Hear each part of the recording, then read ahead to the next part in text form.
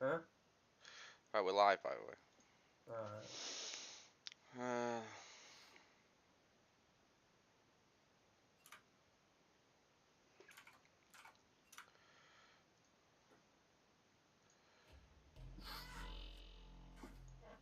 So in 2 seconds. Get comfy.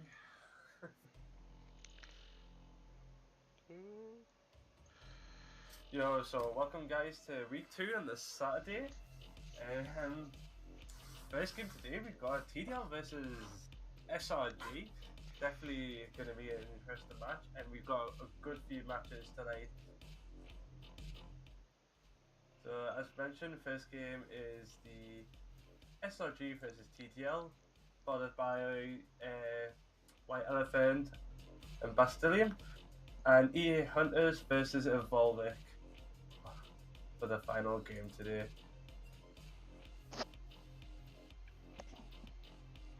So my name is Path, team of Mpz, and I'm here tonight with Para. Hello. Hello. Hello. Hello. So I believe the team's just doing just about ready there as well.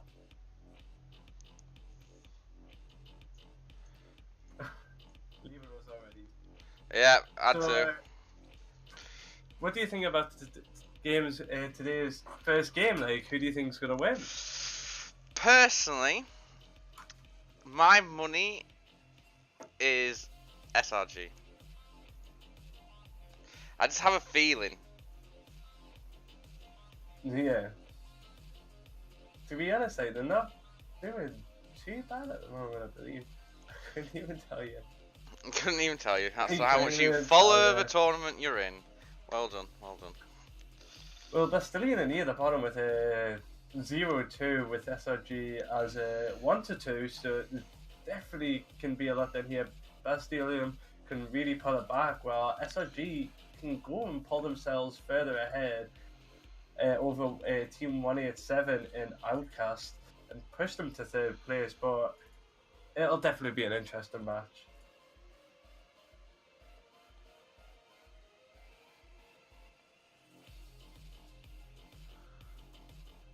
Casters, we are on Pro Draft.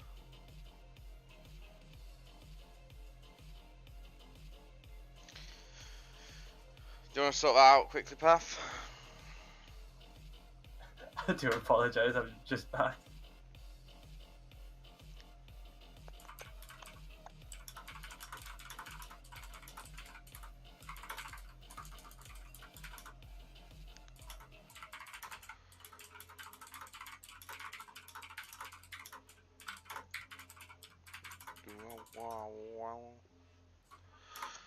So yeah, I don't know.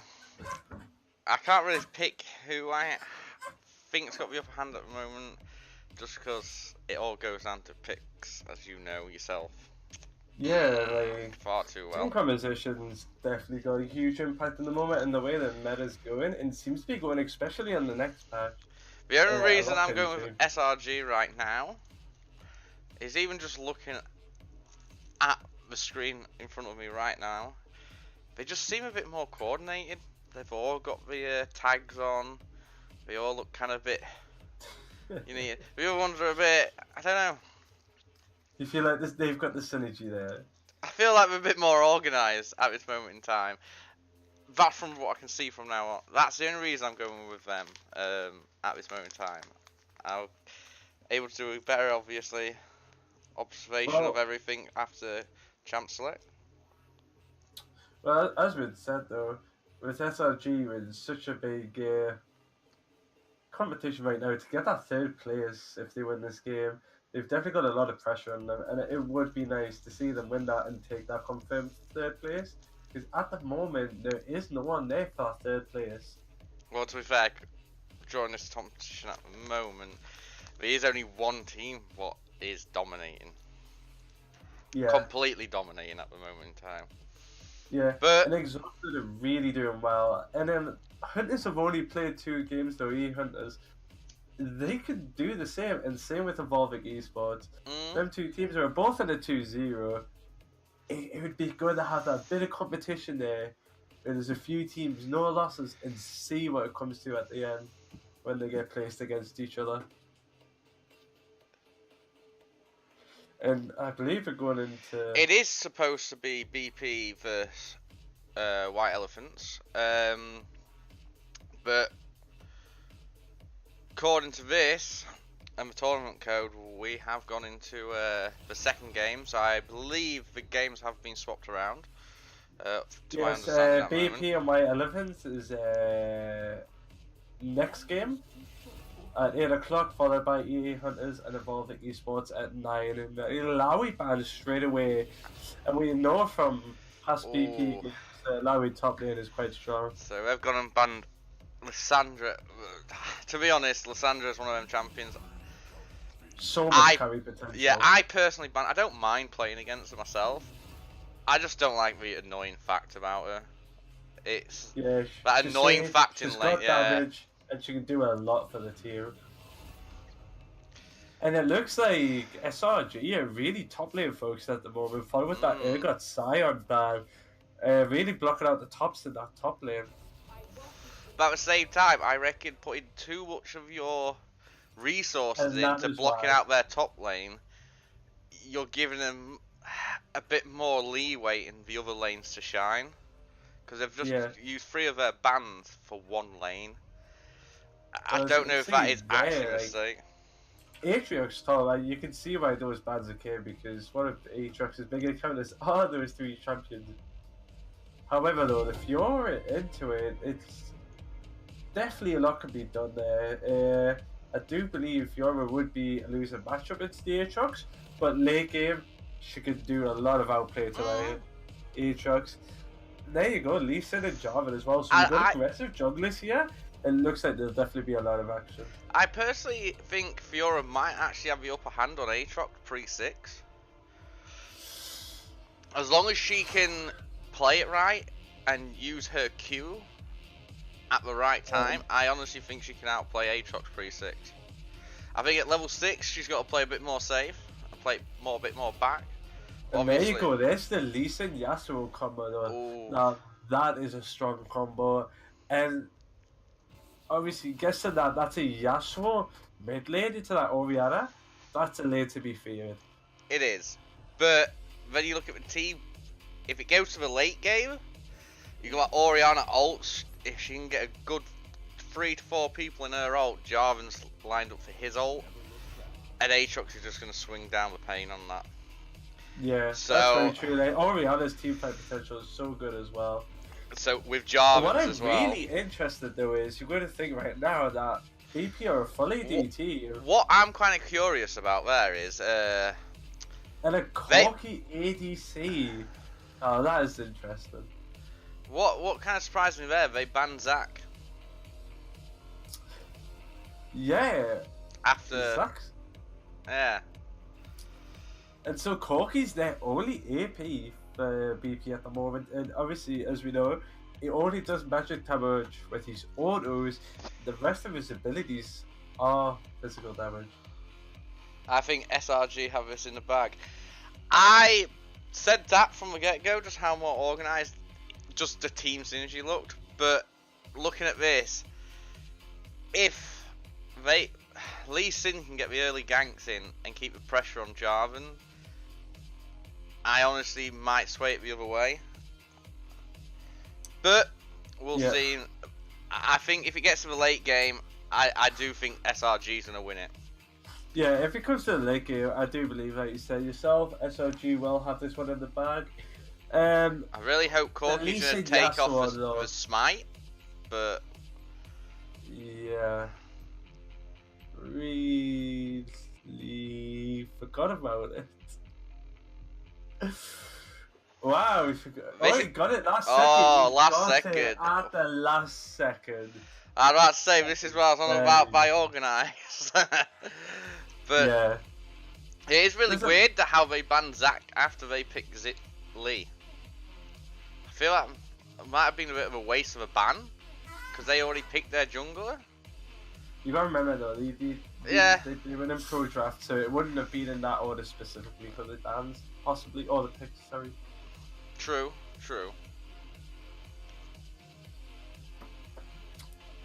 Well, what I am really interested in that Lee Sin Yasuo combo. They need to pull something off early and at the level 6, but after a level 11, it's going to be so hard because that Orianna can burst down the Yasuo if she gets a couple of kills herself. And like you said, if they leave it too late, this could be SRG's game. I think SRG have to kind of play safe. Try and protect the jungler a little bit because Lee's obviously going to look for the invades.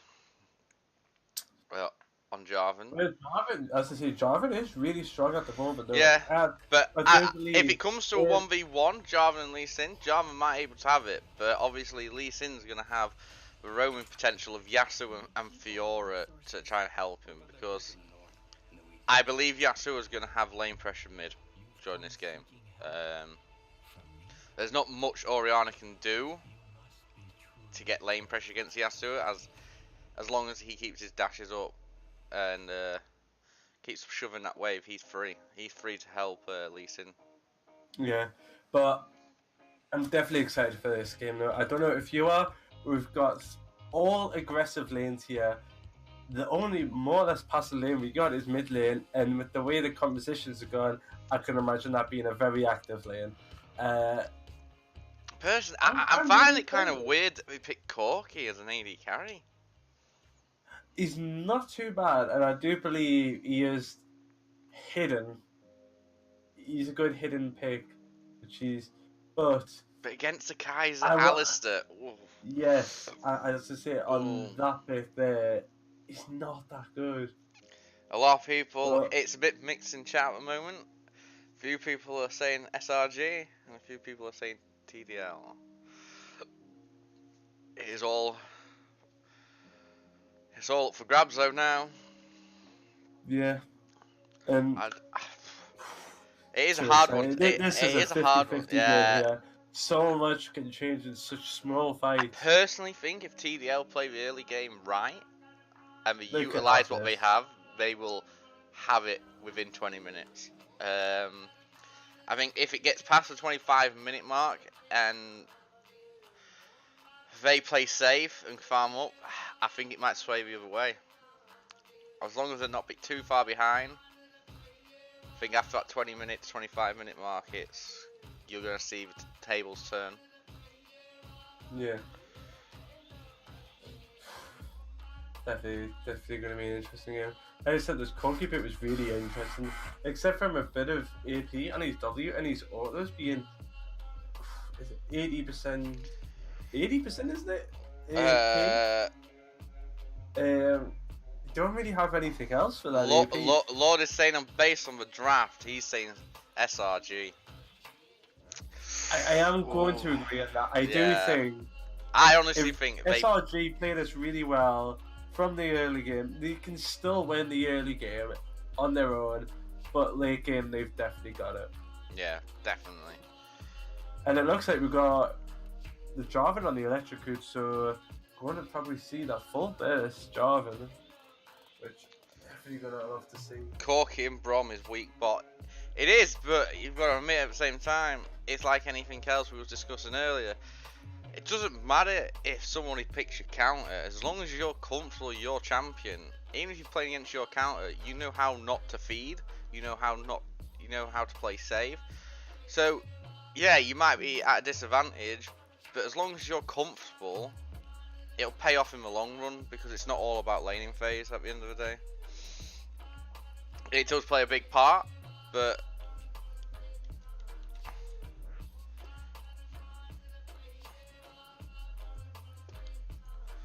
right.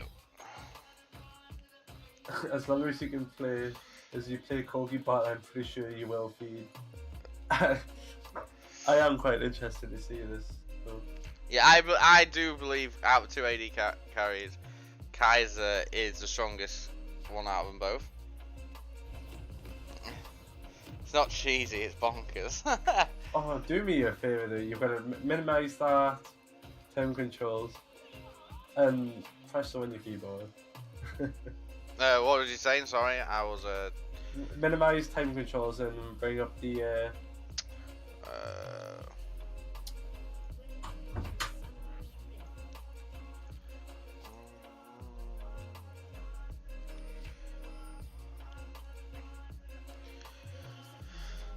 So as you can see here, they've kind of set up in a bit of a dodgeball situation right here. They've got all 5 people spread across the jungle. Fiora's obviously in top brush. Brom's gonna probably look at warding Pixie. But Alice is there as well.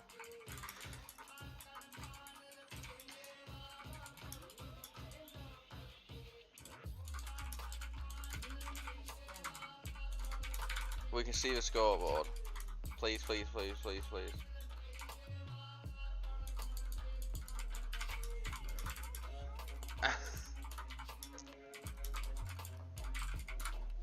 There you go. I've told you how to do it. Oh, I can't tab out at the moment in time. It's just gonna freeze the game. Only if I whip it into borderless. And there's nothing better than a Kaiser lead though. You can see Lee starting top side as well. Yep. Let's see what they go to, because we can see on the bot side the bot lane didn't want that bot Pixie. And Jarvan looks like he's going for that invade straight away. Yeah, we'll see if we pay. Yeah, it doesn't look like anyone's noticed him. So, and I do believe Corky is going to be looking to do the poke early. Top lane just seems to be a bit.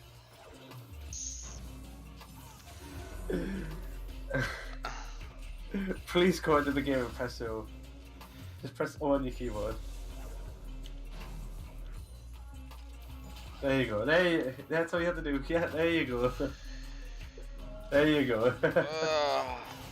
I got you there in the end. Oh, there's a gank early bot. Oh, Corky could go down. I don't know why Jarvan didn't get his passive attack off earlier. Jarvan does get first blood, but he dies for it. Unfortunately, it went just to the Braum though, which is not too bad for them. Considering he got the kill out of that. If you watch that again, I do believe Jarvan messed up. He cancelled his auto attack, the first auto attack. I think if he didn't cancel that, he would have managed to not die in that situation, because he wouldn't have took the tower hit. But as we can see as well though, Corky did not get that assist, and that has pushed Kaiser to really get ahead in that CS and now going to the tower. Lee Sin's been spotted in that river, a bot side, and it looks like he's trying to make a play on bot, but the bot lane just blue team's blacks off.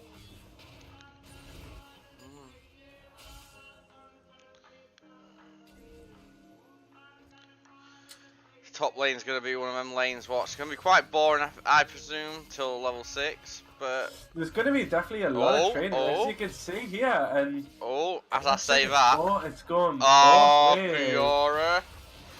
And she gets the. She went for the flash. Flashes for that, and Fiora flashed as well. And Jarvan's just going to pick up a second kill here. Going to mid. That was well played by the Jarvan there. To be honest, Orianna seems to be holding mid quite well. Lee Sin's obviously heading near top, but he's not going to be able to do anything at this moment in time. It looks like they're just nice farming on bot lane. Yeah, we're slowly getting a CS lead. We've got a time paused. Yeah, somebody's just noticed in chat, Jarvan did cancel his auto attacks, and I believe that is what got him killed. If he didn't cancel them auto attacks, he would have managed to get the kill without taking the turret hits. By the way, I'm being asked that you can disable the music and increase your HUD size. You want me to increase the HUD size now? Yeah, it was never the HUD size, it was the time controls. Okay, I can increase that. And then on your bottom right, And you bot. Just max it out, max it out, max it out. Or 50 at least. Oh, you want it up 50, yeah? Yeah, go for the 50 on that HUD scale. And we've unpaused here.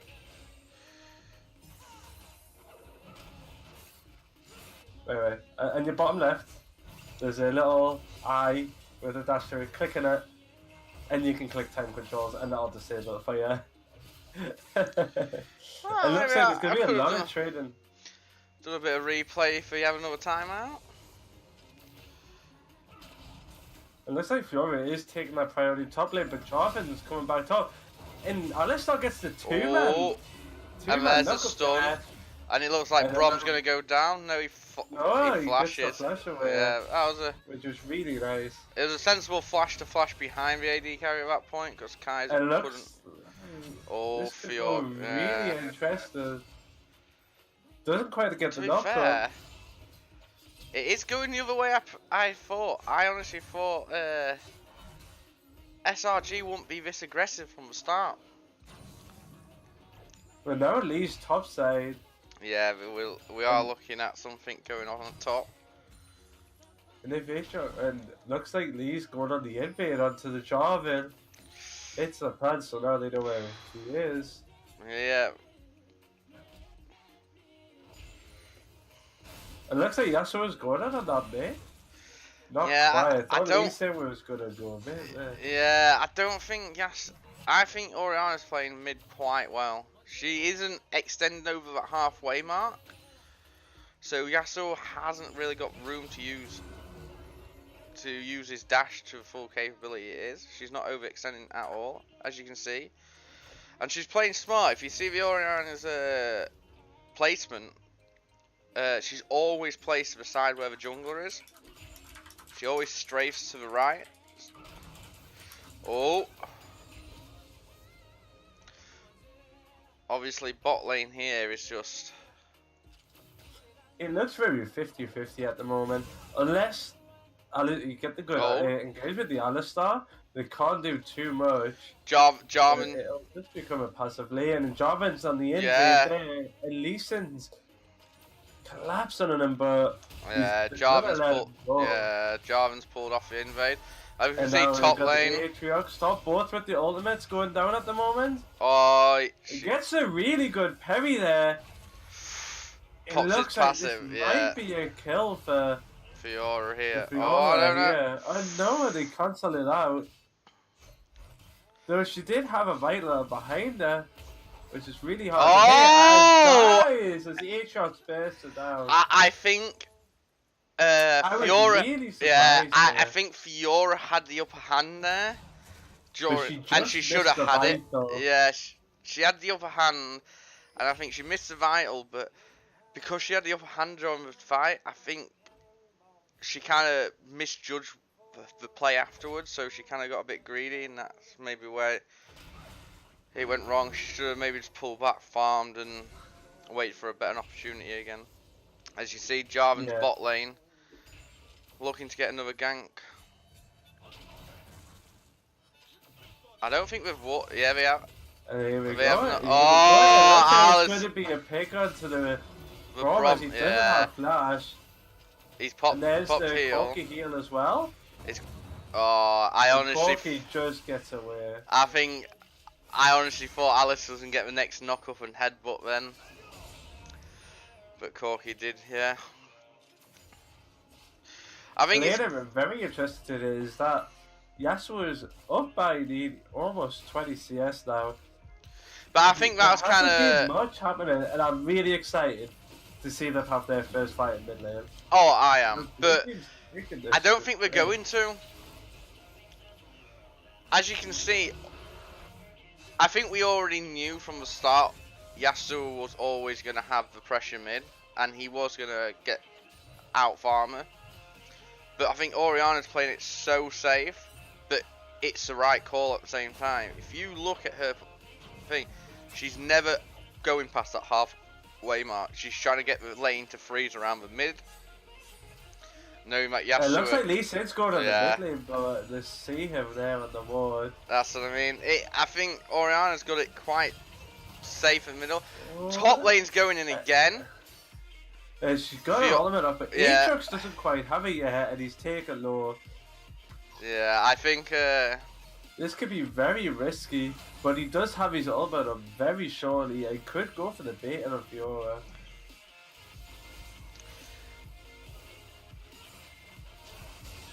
Oh. Get some nice poke off Yeah, there. get some nice poke. But have you noticed, look, she just stays in that range all the time. Lee Sin did go in to try and help out, but obviously Orianna playing. Orianna's playing very safe, yeah. And she is respecting that matchup because if she gets caught off, it gets. And this could be. That's it. That was well played by the Lee Sin. Yeah. Quick flash behind her, good ulti, and pulled the combo straight away. And this is what we've been waiting for all game. Did he flash or did he insect? I think he insected. He placed I thought he placed a ward behind her. And, yeah, he placed a ward and insected. No, he definitely flashed. He definitely flashed. Did he? Oh yeah. He must have flashed insect and then. Yeah, I think he flashed in to close the gap, then insected. Yeah, but it was well played either way. Oh yeah. But that's the only problem Oriana's gonna have. She can play as safe as she wants. To be fair, yeah, if you do look at the mini-map, I do agree with chat, if you look at the mini-map, SRG are warding quite nicely. At the moment, you can't see as much, but earlier on, yes, they had pretty much wards, but it was very nice for Orianna because she was able to play safe. I think that Jarvan's looking at placing some of them wards down again now. Looks like Brom's going in, and it became a waste of an ultimate. I was saying, and Alice is not him back. Gross supports. Kaiser uses Jarvan's here. Oh, here's the kill. Corki is playing very safe. Have you noticed it's just Brom who's getting caught? Corki's leaving I believe it's his W for a very passive approach. And that's how we can see an aggressive bot lane again and see what happens there. Oh, both of the ultimates popping, but Aatrox just does so much damage. KS, no, it's kill securing. And his ult is down and Fiora's going in. She wants it. Gets the kill. But I think she's gonna. Yeah, I weren't sure when she got that proc then, that little bit of heal. I thought it might have just saved her, but unfortunately it was the second hit of the turret or the third, so it's gonna do increased damage. And I do agree on that. Someone mentioned in LordFlab that this Corki Brom, the synergy is over the place. Brom made an engage and Corki just stayed behind farming. You know what I think it is? Looks like they're getting caught again. What I reckon it is we've got the Fiora TP on bot lane now. Nah, they're gonna have to pull out there now. And I do think it's just gonna get away. Yeah. This gives Aatrox the time to get a plate or two in that top lane. I don't think he will. I don't think he's hard pushing it. Oh, he's starting to. I think he'll get a plate. I don't think he's gonna get two. But I agree. Bot lane. The TP there, and there's now put Fiora quite a bit behind. It's just nearly over 30 CS. It was a good. I think it was a good idea, just maybe the wrong time. Because obviously they noticed it plenty of time early enough, so they pulled back. And I agree. It looks like Jarvan's gonna go in on this Lee Sin. Yasuo knows about this. And this could be really dangerous. Copy this flash if Yasuo had walked past. Oh, there's the Jarvan ult. Lee Sin kicks him out his own ult, straight to the Yasuo ult. He still managed to pick up the kill. He's going to go down to the Yasuo, and yeah, Aatrox. And Orianna gets a. Is that the save that he needed? I honestly. And I said they got the 1-for-1 for that. And I personally did think Aatrox got caught out there when. I thought the Yasuo was rotating towards the Lee Sin there. I didn't notice that they did have no vision, but maybe they just predicted it. But I have to admit, I think Orianna save play there was lovely. She did save her teammate's life. That could have went really badly. for them. Yeah. And this is the problem about invading the jungler. It is good, but at the same time, it's always a chance. It's always a chance of it going wrong. Yeah, and sometimes it's a good risk that can really pay off, because if they do get it, it makes such a huge impact. Oh, it does. But at the same time, as you know yourself, it looks like Fiora's just taking this damage so freely. I think Fiora at this point has noticed she's a bit behind, so she's going to try and focus on the farm, but it's not going to help if she needs to recall again. Oh, she's cancelled a recall. And that's a second mountain as well for... Yeah, I think Bot's got bot tower now. SRG. Corki has used that W for the first time to actually engage, but Orianna... Orianna... Shockwave, oh! and then the tower flashes out the way. Yasuo's already used his ult. Also, and this is an easy kill for Jarvan. Yeah. So we see Lee Sin in bot lane, misses his Q, but uses the ult on Alistar and takes that kill. And then top lane, it's going down in every lane at the moment. And there's Aatrox picking up another solo kill onto the Fiora, and it's giving him that lead he really needs. I think what the problem is with bot lane, like you said, is the synergy's down. Brom's trying to make the plays, and Corki's not there to back him up. And I think the reason behind that is Corki's saving his W as a passive escape route. Yeah. And not using it as an engage, so he can't keep up with Brom's pace. And that's why he gets left behind. And I think he's just in a bit of a confused state what to do. I thought that Corki would have been a good pick with him being able to dash as well, like you should, as we've said, and as people said in the chat, the synergy just doesn't seem to be there.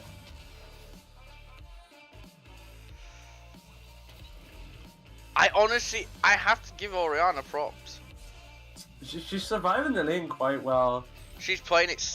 She's playing it good. She's respecting the matchup. I think Orianna already knows that she's at a disadvantage playing against Yasuo, but she's respecting it. And look where she's standing on right now. She never crosses that halfway mark. She knows when she does, Yasuo can take full advantage of his dashes and give her more poke when she wants. As we can see here, though, Jarvan has now secured himself in the jungle, and by the looks of it, Aatrox is really doing well in the top lane. Let's go for another skirmish, but Jarvan's up here. And that's gonna... Oh! And that's another kill. Fiora tried to flash out there, but Aatrox just flashed and got the knock-up on him again. Obviously, you've got Brom, Yasuo... Yeah. Tower, and all tier 1's gone now. The Raw seems to be rotating up near top. Corki's rotating to mid, just to clear that mid wave. This could be really bad for Orianna here. And gets caught out. Yeah. There's no respect. If not realizing that the aggressive Braum was just going to be... To be honest, I think Orianna got a little bit greedy for that ward there. How well and how sensible she's been playing the rest of the game.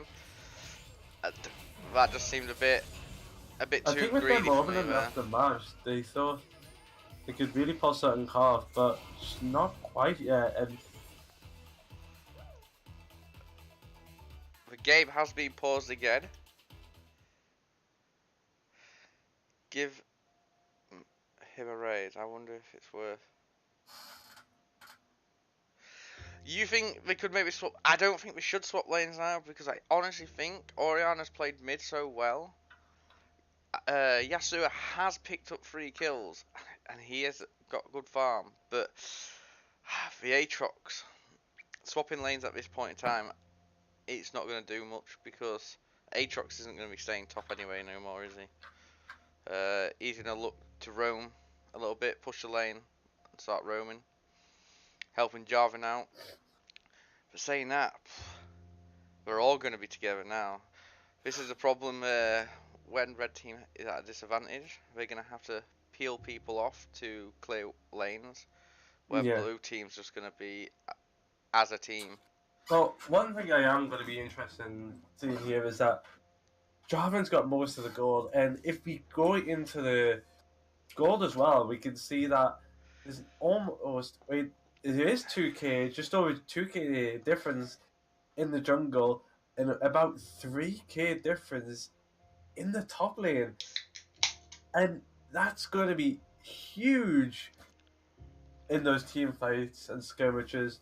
But Honestly, it could turn around. Like, it could turn around. got a good big chunk of gold lead on that Oriana, and how they play this next big team fight can really determine a lot for both teams.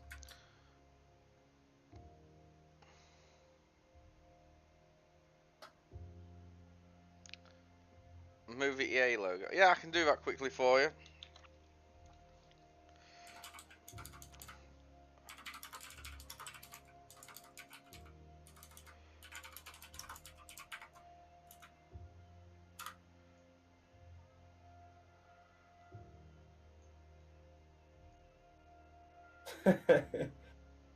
There you go. I just minimized that a little bit. There you go. I've already done that, don't you worry. You can put it back in the corner now. Now you've minimized it. I can. Thank you, host. No worries.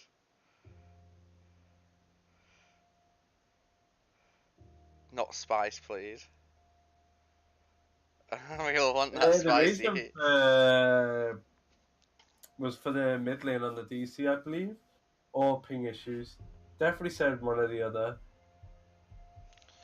Yes, I believe. Are we saying it's TDL who's having issues at the moment? Look at that banner. It looks like we're about to be going into this game in a second.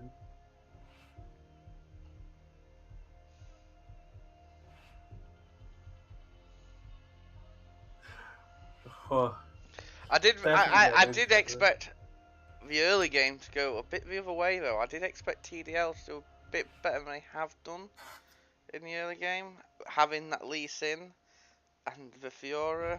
Well, I mean, he didn't use the advantage, and he didn't put the pressure they really needed.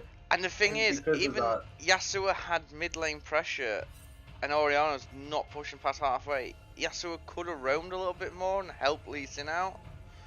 They've started doing it now, but is it too late? It's too late. Yeah, he should have been doing it a lot earlier. Lee Sin's early pressure was huge, and they didn't use that to their advantage. But he has. Now Jarga can keep up, and we'll be able to one-shot the Lee Sin later. Though Lee Sin looks like he's gonna be going for Tabby's into a chain vest, so might be going for a bit quite tanky. Personally, at this moment, he has to go tanky. And I think mid's going to be interesting. Moment we've got 4 mid and Aatrox, Bully, and Lee when they know Yasuo is bot lane as well. Yeah, but this could, there's the Herald. Yeah. And looks like Forest in top lane as well. And this is going to be, and there's the TP back to base. And there's the tier 2, and it looks like they're going to try and keep going as well. There's the Oriana. Only catching the Braum, but unfortunately does not get anything out of it. But the damage Aatrox is pumping out, even just with that, it's quite high. We have 3 of them running back to base.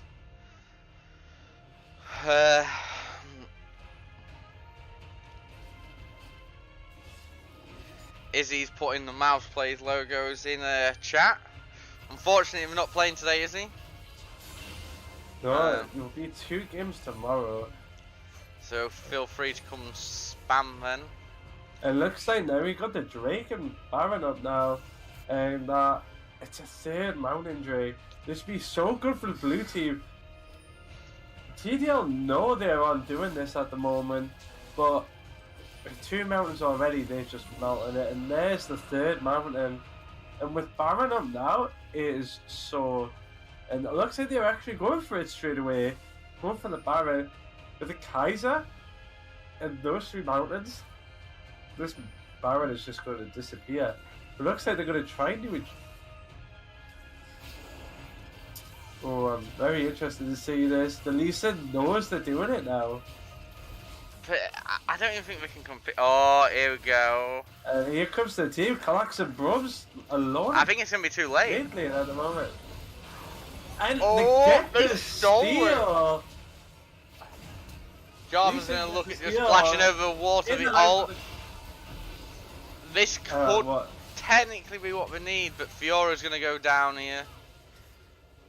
But Lisa gets away, and although that's 2 of them dead, that is. It was kind of worth, yeah. And, yeah, and they might lose mid here, but with this minion pressure now, they might be able to stop it. I don't think we will lose mid.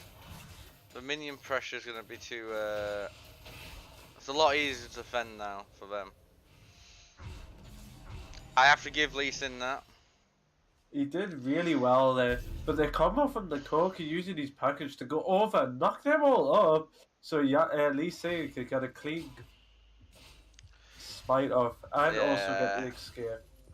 I believe blue team didn't pick the right time to Baron then. Yes, they had the Mountain Drakes behind them, but the whole red team,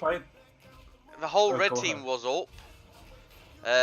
It was pretty obvious where they was going to be heading. I honestly think we should have maybe waited, baited around Baron, got it set up, got 1 or 2 picks first, what they can easily do at this point, then did Baron. But yeah, I agree. We got a bit greedy. It was greedy, but they did have full vision control of it, and the other TDL. Maybe they were trying to make TDL think that they were just going back because they kept out of vision, but Lee Sin got a good ward off. They collapsed as a team, and they played it off really well. And that was just something you really needed. Though they are still 5k behind, and the Alistair gets a knockup with the Oriana shot. I have to admit, the Alistair, his knockup from point behind that wall. He knew what he wanted to do there, and he made sure it was. Yeah. Fiora gets a tier 1 top lane, but it looks like you got 4 minutes and the Aatrox on the bot lane. Fiora might have to come back here. This could be really bad. Oh, here we go. It looks like there's the Lee Sin. Yasuo trying to get a pick, but they're gonna lose. Yeah. The Aatrox has popped his ult. Was it a bit premature, do you think? Not necessarily. He was under the tower, and if Lee Sin got a good kickoff into the Yasuo ult, he would have tanked about 4 shots, and then by then, he would have died. So True. I think it was definitely the safer option. Fiora's just doing a bit of pushing top lane, but it looks like Alistair and Kaiser are going to try and collapse onto her. And it looks like Fiora is really just trying to get the farm up to bring herself back in the game. But it's just not happening. And it looks like this Jarvan as well. Oriana getting the shield off into the shockwave and that Yasuo before the Yasuo could use his ult. That is huge for them. Yeah. And that really saves that Jarvan. Fiora, yeah, she went to farm and pushed top a little bit, but I don't think it paid off for him because she didn't get the tower. She didn't get second tier tower. She got caught out and killed. So just giving them even a bit more gold. And obviously, at the moment they're over 5k ahead in gold, so it's been like that for a while, especially because of the Baron. But they've gained the gold back. They're back at 5k now, and let's see if they can end with it now. As you can see, we've got Drake back up very shortly, 30 seconds. I'm pretty curious what Corki's build is at the moment, because they are leaving it to Alistair. He can just build pure armor at this point. Yeah, well, as we discussed, the Corki's W, it came off magic damage. I personally would have gone the soul boot, and that is it. Even though if Corki was AD carry, I think I would have been more tempted to build in pure AP. And there's another engage. Alistair on the engage. Kaiser getting the kill as well. That Alistair. He doesn't. He just doesn't give a. He doesn't. Yeah. Once he gets that, yeah, he is just so strong. It's just.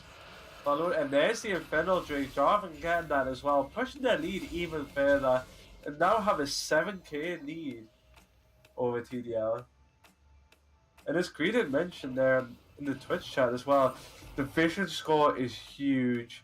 Yeah.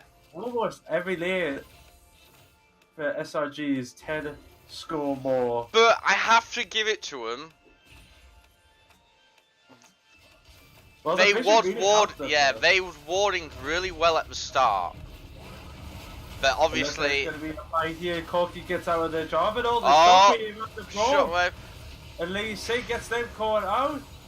But Fiora's back up. And it looks like And, they're going to Yasuo gets a solo kill as well onto the A-Tron.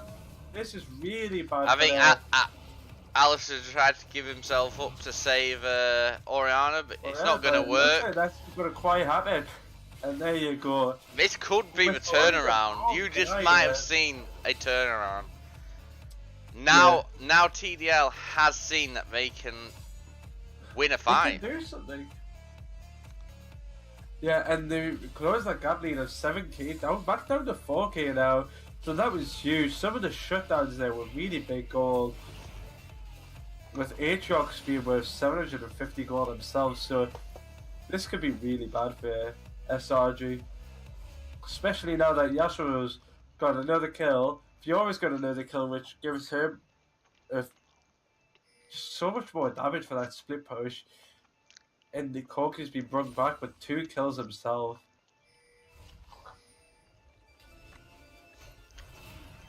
Aatrox has obviously gone back, got a Guardian Angel. It looks like they're trying to sneak this barrier, as we can see that it just melted it. And I don't think Lee Sin's going to be there just quite in time, and unfortunately not. Now, the right option here would be going top lane, yeah, and Aatrox playing mid. Let's say red team's just backing off, preparing for the siege.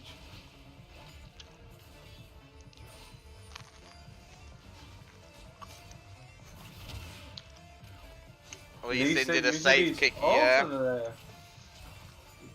I do think that was a wise thing to do, because if Aatrox got his, I believe it might be his W. Yeah, that would have been a yeah, but and I think Lee Sin at the moment is potential, mental. Like, he is necessary for their team fight, because he can prop Yasuo's ult quite nicely. Especially if he gets 3 or 4 people as well, which right now would have been perfect, but unfortunately not. Alistair just not caring, but he should be caring, because it is looking like we're going to take him out. Big, and not going to quite get the return kill there. Orianna's now really joining the fight, low. but looks like they made it in Hips back up, and like we were saying about the warding score, I believe TDL did very well with their warding within the first, 15 minutes? But as soon as they started lost all the towers, I think their ward score just dropped. They had other things to focus on. We're having a bit of issues right now. Aatrox does still have his ultimate, but the damage Fiora is just pumping out now. After she got the shotgun. Oh, you had a feeling the shockwave there, casting it on herself, where it would have been a 4-man shockwave. That was going to be huge for SRG, but just delays them even further. I believe that we're having technical issues at the moment. Is yours still playing? Mine is still playing fine. We've got no bug splat. Yes, we do. You haven't paused it, have you? No, we do have a bug splat.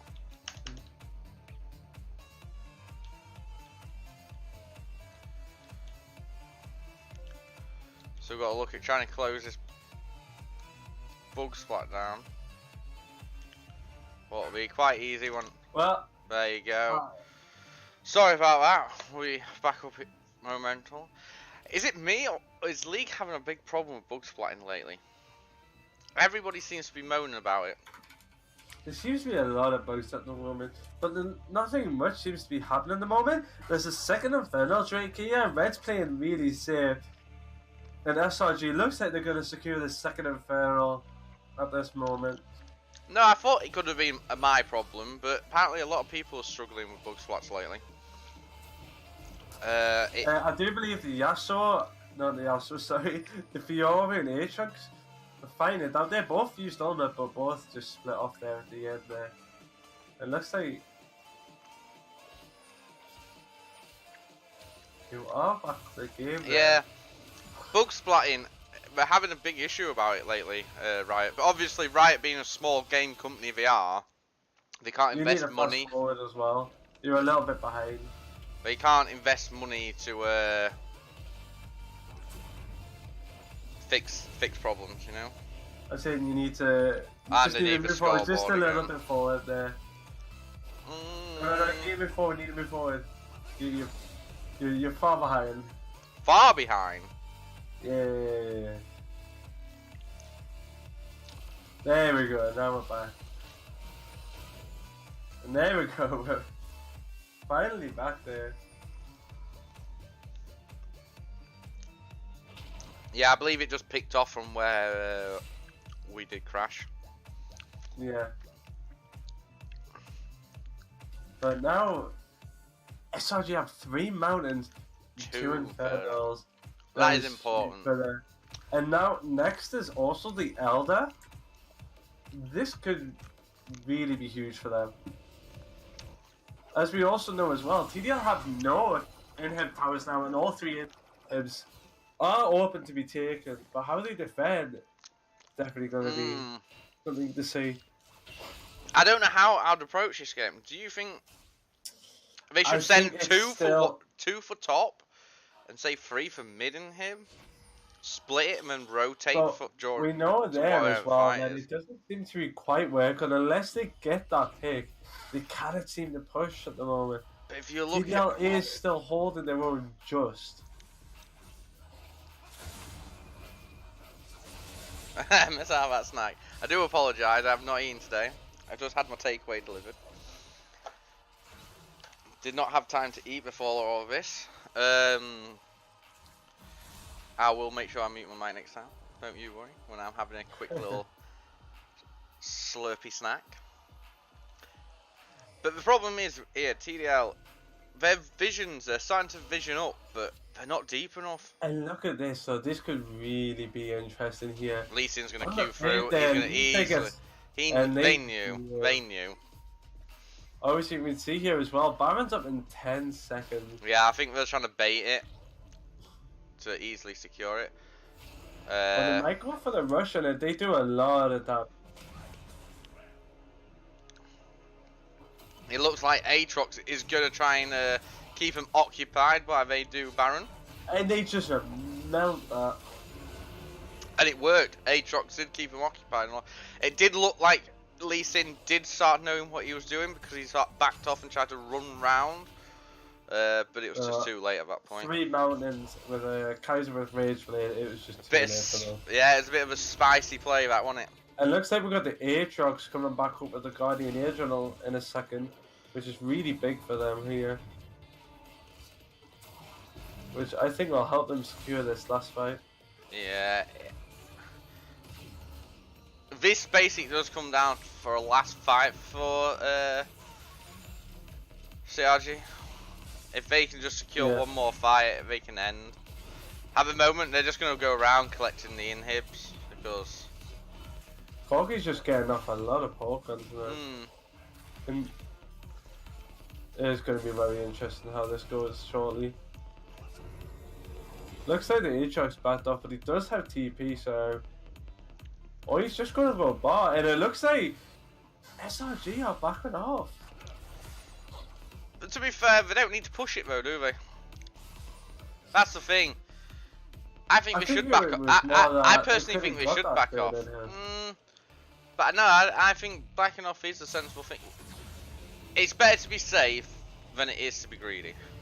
And they're playing safe. They've got the 1 inhib. It's going to give mid lane even more pressure now. Then it gives them more pressure. Is off in 20 seconds. I think they've done it to play for. They're playing it for Dragon. Yeah. So obviously Brom's gone there. They've just gone for 1 inhib, not got greedy and lost anybody. So there's still a solid 5-man. giving that mid that pressure so they can get the wards, clear the wards, and get dragon prepped. I think they've played it very sensible. And TDL know this is going to happen. Oh, it's obvious it's going to happen. But they're just zoned off. Yeah, they're too far apart from each other. That is it. Now they're going to look to end it. Yeah. Alistair misses a knock up. Yeah, I think the inhib was just a distraction in mid for when they're prepping the dragon. There's no point in them losing one member and trading out and then be weaker for that dragon fight. Because now look, they're just going to siege in. I believe this next fight will determine everything. Because SRG can just force it. Bro gets a 3-man knockup, Corky goes in. And there's the shockwave onto Lee Sin. Fiora just sticking to that Kaiser, doesn't get anything. That Kaiser got just melted. Yeah.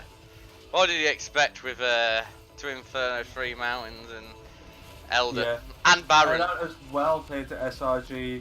That was well played. Really well. They played it safe right to the end. Made sure they had more than enough to end the game with, and they used that and ended it. So whoever voted for SRG at the start of the beginning, give yourselves a round of applause, and obviously give the props to the enemy team. They did play well.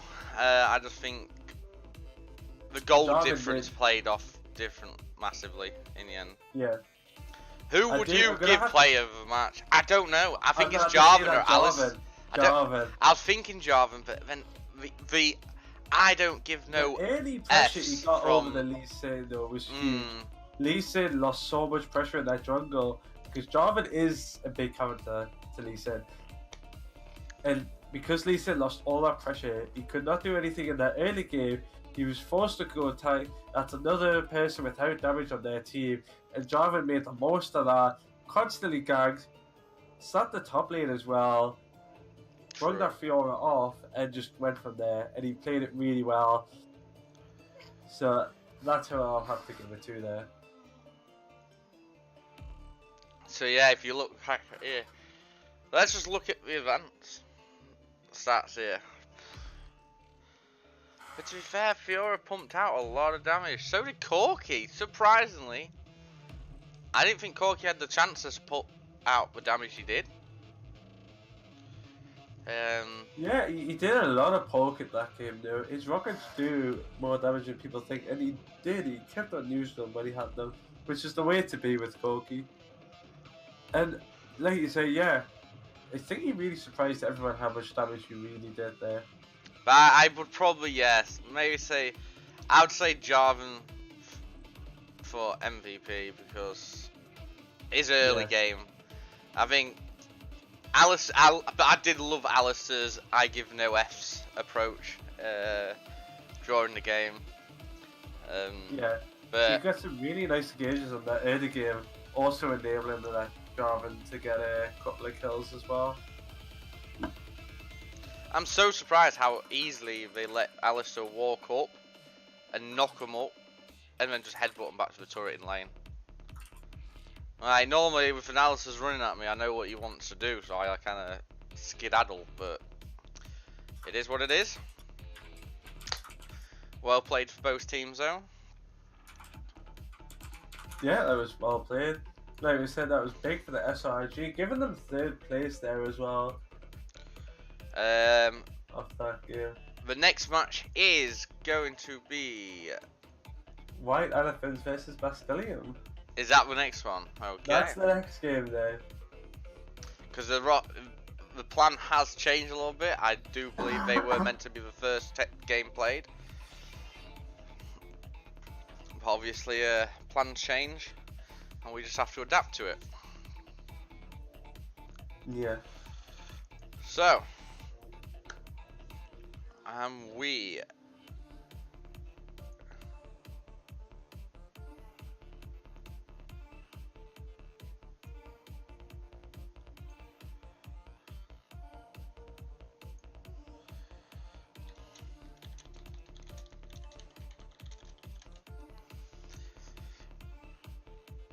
are you able to get the next code for us? Yeah, give me 2 seconds.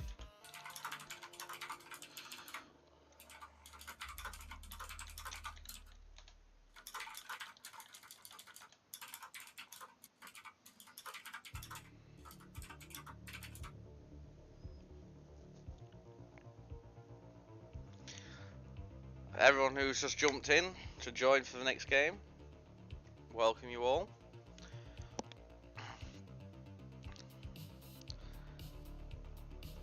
I am here, joined with me today, Path. Hello. Hello. Hello. He's took my starting line now.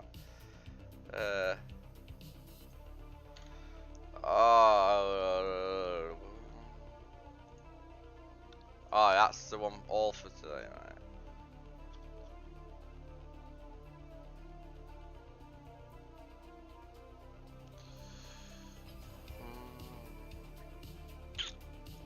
Do you have to just wait 2 seconds there? Are you needing it as well? Yeah. And I believe you do have it now? Yes, I do. Yeah.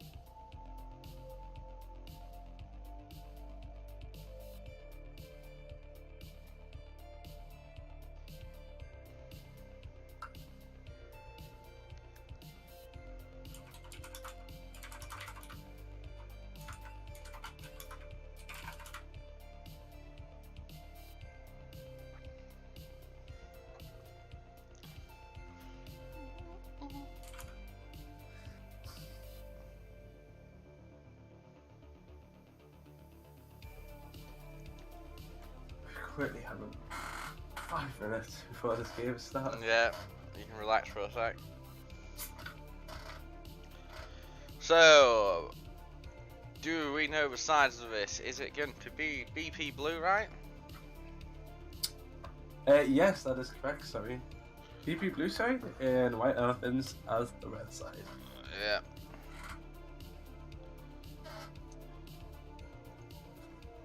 So it's changing this over for them right now.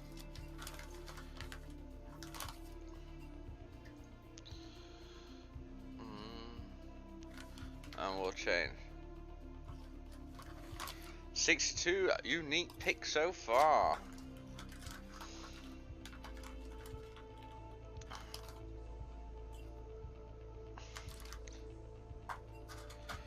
Para check your DMs.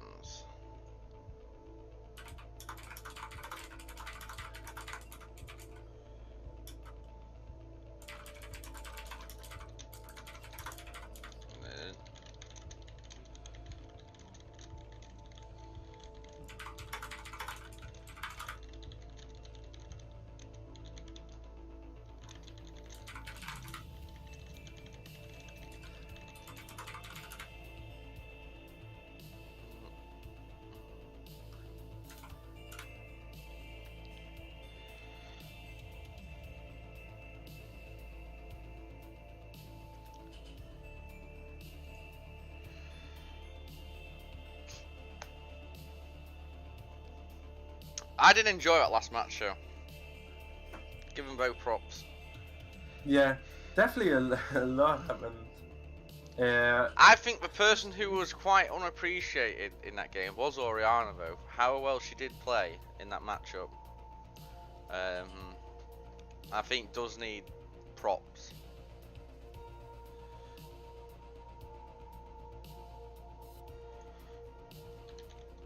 Sorry, I'm just having a drink. That's fine. I know you're a thirsty little boy, so it's alright.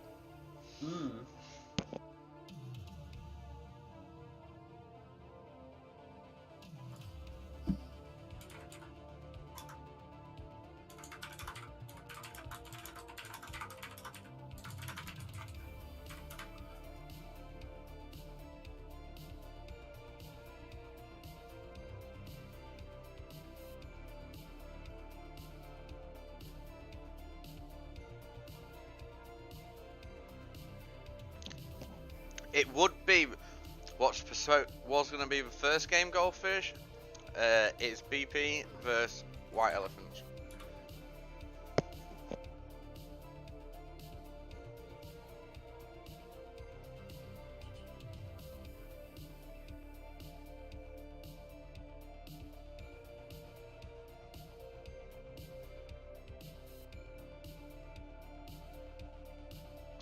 I do believe the next game is still going to go ahead. So, this one.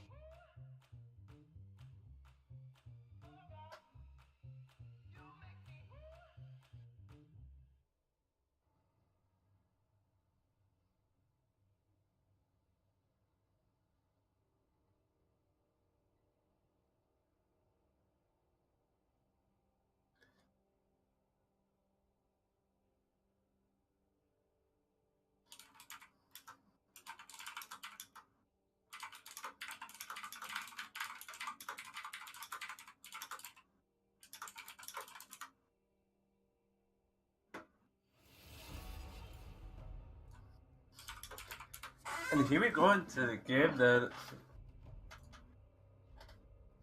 So, let's see what happens. I'll come back stronger. Gangplank banned straight away. We really do a lot with that ultimate, but very off-meta for team composition. There's the Galio ban as well. If anyone didn't know, he did get a hot fix during this patch to help him come back. So there he is on the ban again. And Carthage Jungler, that's really strong at the moment.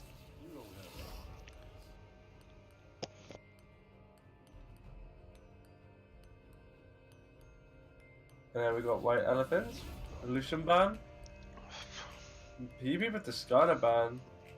Which I'm very interested to see. We haven't seen a lot of Skarner. No, Skarner's one of them. I think he's an unappreciated champion, to be fair.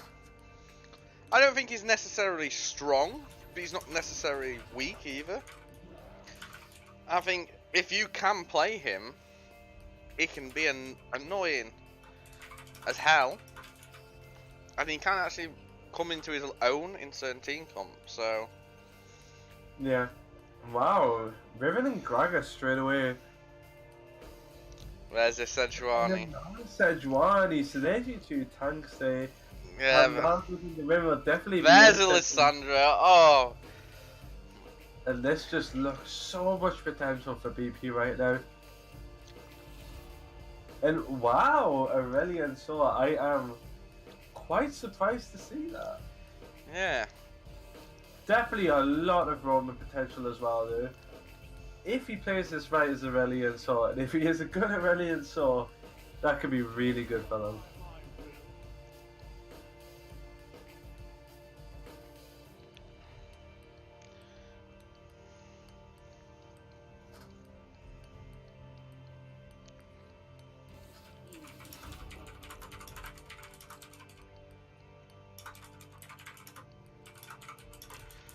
They've gone pretty heavy. As you can see. Heavy jungle bans there with 4 together. And then the other team's gone for heavy AD carry bans. Yeah, and there's the safe pick Ezreal as well. Against the Jhin, definitely be interested.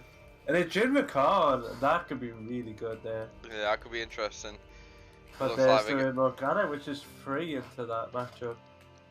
I'm glad to see, but I really am interested to see how the Chevalier Soul plays into this. I reckon we're going to see a lot of action bot, but the other lanes are going to be quite a passive laning phase. I do agree on that because if Morgana gets a root down, Yeah. that could Or be if so Ricard big. gets a good knock up, it could go either way in bot lane. Mid lane, I reckon Lissandra's going to look for the opportunity for a kill, but same as last game, I think Aurelion Sol might try and play it a bit more safe and just go for the farming approach. with his orbs and keep At safe. least if Lysandra goes for any robes, Aurelion Soul can match really well. Yes, he can. They're both quite good roamers. But the thing is, Aurelion Soul really does need to look where he stands in lane. He needs to play like Orianna last game. Do not cross that midway boundary, because if he looks like crossing that midway boundary, Sejuani's close.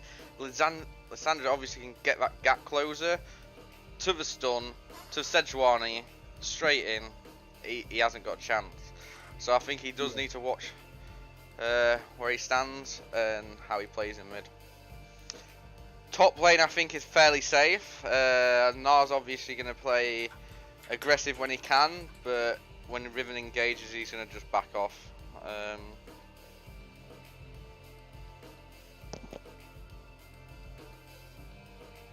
Definitely going to be a lot of potential here. And who do you guys watch and think will win this? I'm going to say BP has lost all the games so far, but I do think they can come back on this. And same with Elephant as well. They've played 3 games and lost all 3. Now, it'd be nice to see which one of them is going to come out in last place and join the 7th.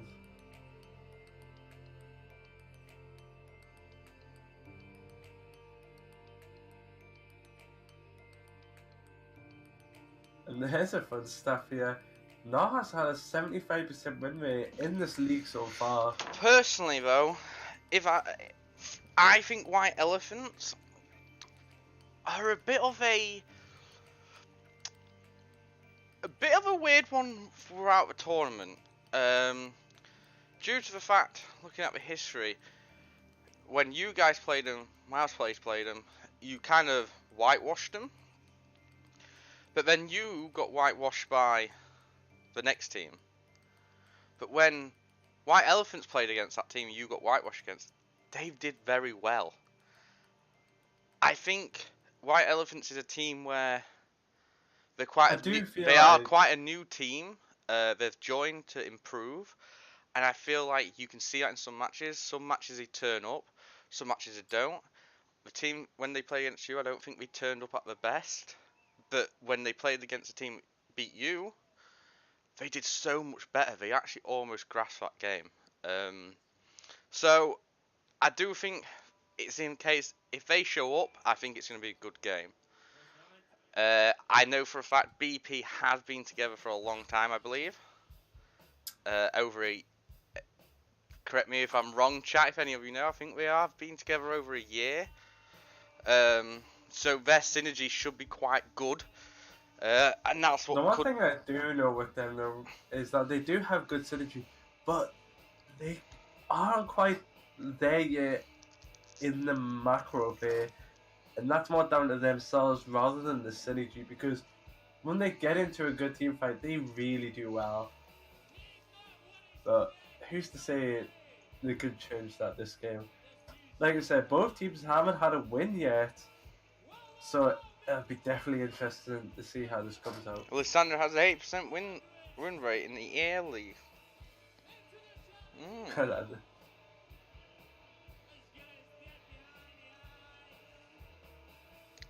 Nah has a 75%. Well, I think it could go either way. I honestly think BP have the advantage for being a team for so long and having that bit of chemistry with each other. And knowing how each other play for a lot longer and having that experience. Yeah. But I do think White Elephants are a bit of an underdog and are unappreciated a little bit. Obviously, yes, they've not. I think of a 0-3 so far. But they've joined to learn, and I think we are learning. When you guys played them, they did not play so good. But like I said, they played against a team that whitewashed you and almost actually won them. So I think it is a mix and match if they turn up or not. I'm so glad you're doing this already without asking. Oh, I just couldn't be arsed to hearing you whinge again.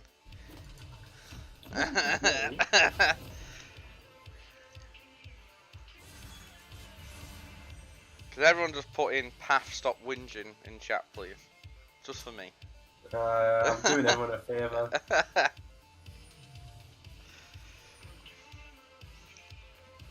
Oh, we get.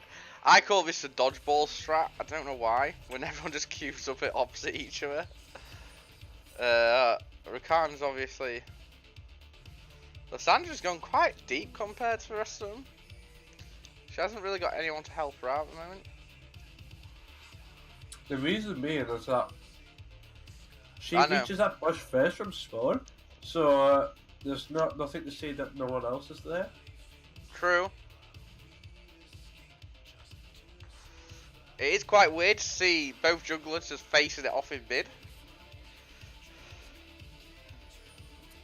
Obviously Gragas, Santa Gragas is shaking that belly, giving him the taunt. But it looks like if Nas gonna walk straight up, Riven might go for trees here. Riven has got the kill potential at level 1, so. Well, for sure, but look like Nas playing it safe there. No, did not go up river. Fell back. It looks like Riven's gone to quickly get like quite deep one. Get a steal.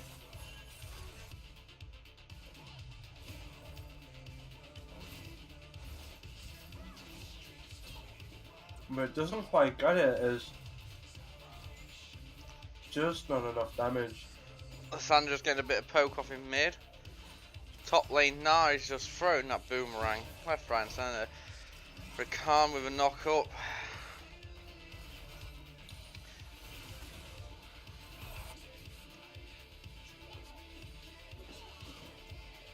Let's say that top's going 50-50. Oh! And so the mid lane as well. There's a Roddy and Soul is almost out of battle already. When I'm more interested in bot lane, how bot lane's gonna go. I think it's gonna be a very interesting matchup. Oh, Sejuani and Gragas having a bit of a rumble in the jungle.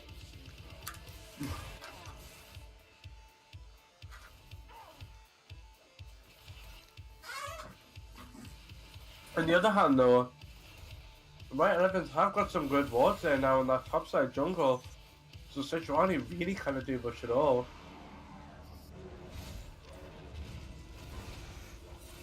Looks like Gragas is going in to try and get the steal. And he does get it, he gets the steal. Wow, that was really well played by him. And this is what you like to see. And then when a matchup like that, using that to your advantage to make the most out of it. And Gragas is going to stay in Sejuani's jungle, picking up the grog. This could actually put Sejuani down a little bit. It looks like she's off straight for the scuttle. She might go scuttle to bot. Rakan is level 3. He has. And it's picked that she's going bot now, so yeah. You can maybe see this go I don't know if Rakan's picked up on it yet. He has. Morgana is cut out a little bit. She's gonna go for the snare, but I don't. Yeah. Oh, he pre jumps the wall. Yeah, pre-jumps the wall, but still picks up the kill. Nas TP bot as well. The TP's coming out early in this game. Pre 5 minutes as well, but I did kind of I like Rakan's approach to that, even though he did predict that flash. He knew it was coming, but he still managed to pick up the kill. But it'd have been brilliant if he timed it right. Yeah.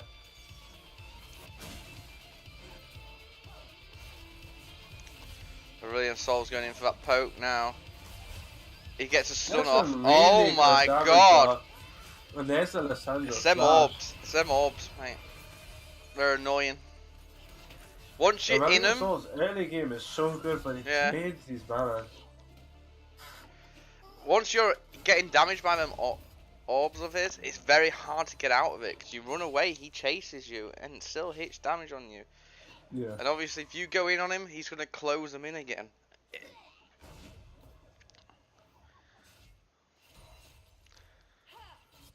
I personally thought Lissandra would have the upper hand. Looks like Gragas is coming in from top lane. They're going to get double knock-up to stun. Both flash. Flash in. But looks like they're not going to quite get it though. Mid lane, Aurelion Sol's in danger here. Sejuani's going to get the stun. There it is. Khan turns up to mid lane just to say hello to everybody. Morgana is coming up as well, leaving Jin to free farm bot lane. Oh, it looks like Menard. He stayed for too long. Riven saw the opportunity, pounced on the little furry and got him. Morgana getting that nice poke off there. What I would like to see then is Ricard try and get a deep ward if he had one. But I don't believe he does. Oh, he did. He had a control ward. I would have liked to see him get a control ward deep then. He had the opportunity. Back a spot, and Sejuani is playing on the bot side as well. We might see something happen here. And the game is paused.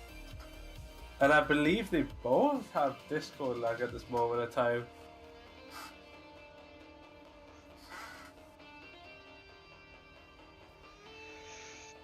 I want to try and see if I can find something else out here. It is a very interesting game. I think Yeah, Aurelion Sol is doing very well mid. I would have thought he would have been pushing like he did, taking lane dominance like he was. I predicted that he would be playing like Viora in the last game. I was wrong.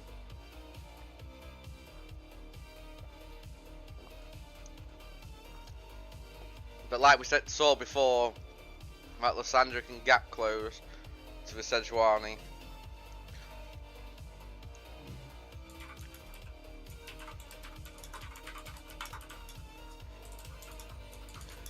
And we're back.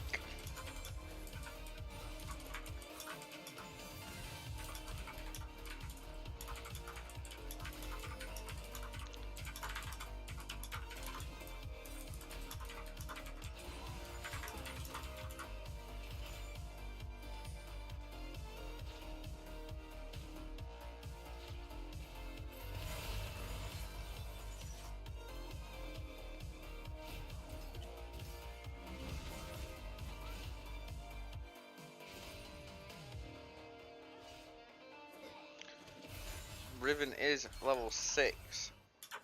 Nah is still level 5. Don't think it will matter at this time because Nah will most likely get level 6 off this wave.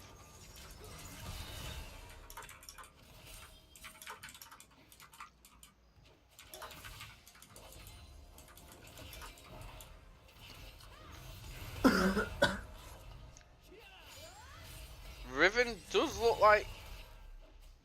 Is she warding his blue?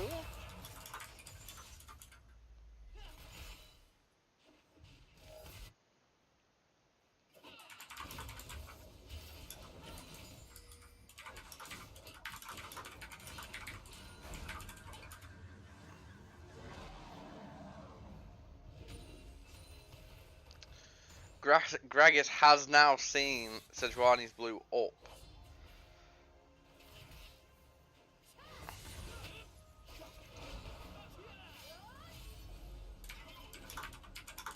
I believe Gragas should go down. Gragas is going down for the blue buff again. Looking for the second steal. Lissandra is here this time with him. And that's a really nice pick there. Looks like Sejuani is not having a rally going in. This could turn really bad. As it's a 3v2, Revan gets 1 kill, Nah gets the rally in. It looks like Revan's going to pick up the 2 kills there. And with the 2 lead advantage over Nah. But I don't know. No, if he plays this sensible, if he turns into Mega, no, there's a. There There you go. Turnaround.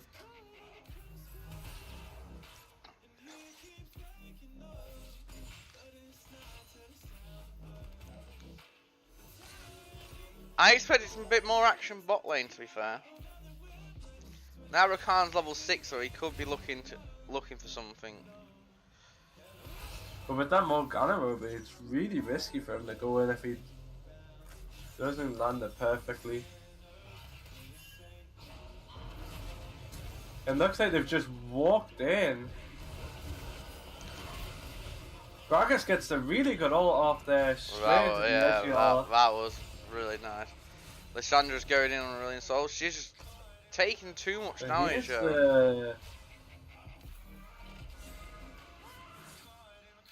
And then well played by Aurelion, so again, yeah, but it looks like they're gonna go on to Drake there.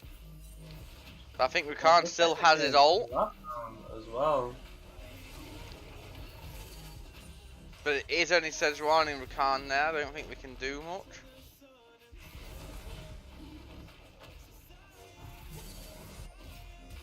That Morgana snare pretty much just stopped them even attempting to steal it.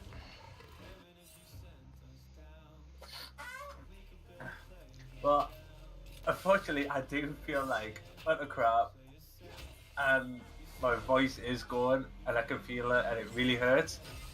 So that's why I haven't been talking much. I've got Fatman here to take over the cast, and I'm going to go off. So I really appreciate that, Fatman. So good. Have a good night. Thank you. No problem. All I need is a share screen for this cast, and I can help you guys out.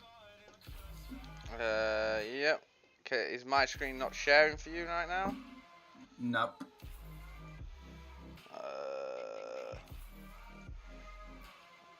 There you go. Sorry about that, everybody. Just had to quickly Fantastic. sort that out.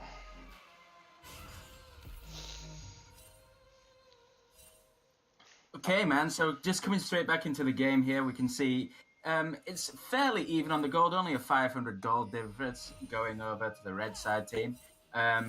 Riven, on the other hand, is 3-1. Now might have the 2 kills plus the 650 shutdown goal, but it's a little bit spicy. We can see where it goes from here. What are we thinking so far, Parashade, my friend? What are we thinking? I do believe. And we've got an engage going up in the top lane here. Riven has been charmed and he's getting stunned up by the Sejuani here. Ignite is down. And that is Riven dead. That's a shutdown right there. Oh my goodness. That was a spicy little engage. A bit much used on one hand, but you know what? Could be worth it. Must admit. Yeah, it was very nice. I do believe that White Elephant is playing the game very well. For their experience as a team, I'm impressed at this stage. I have to agree, and they've been a little bit uneasy.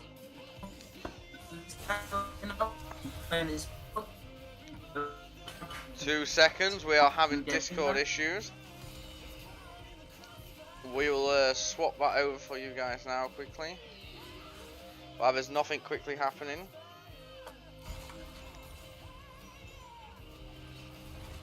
We'll swap it over to Central Europe.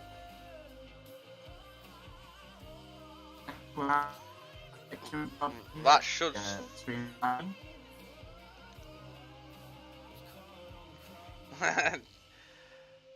We'll just take a point, I'm sure we'll be back into the game very shortly. Yep, we're back to the game. Sorry about that. Discord is obviously having its complete meltdown like usual. As you can see, Rift Herald has been popped in mid. I don't believe we're going to get the tower for it though. I think that was a waste of a Rift. Bit of a, I believe that was a bit of a desperate effort by BP.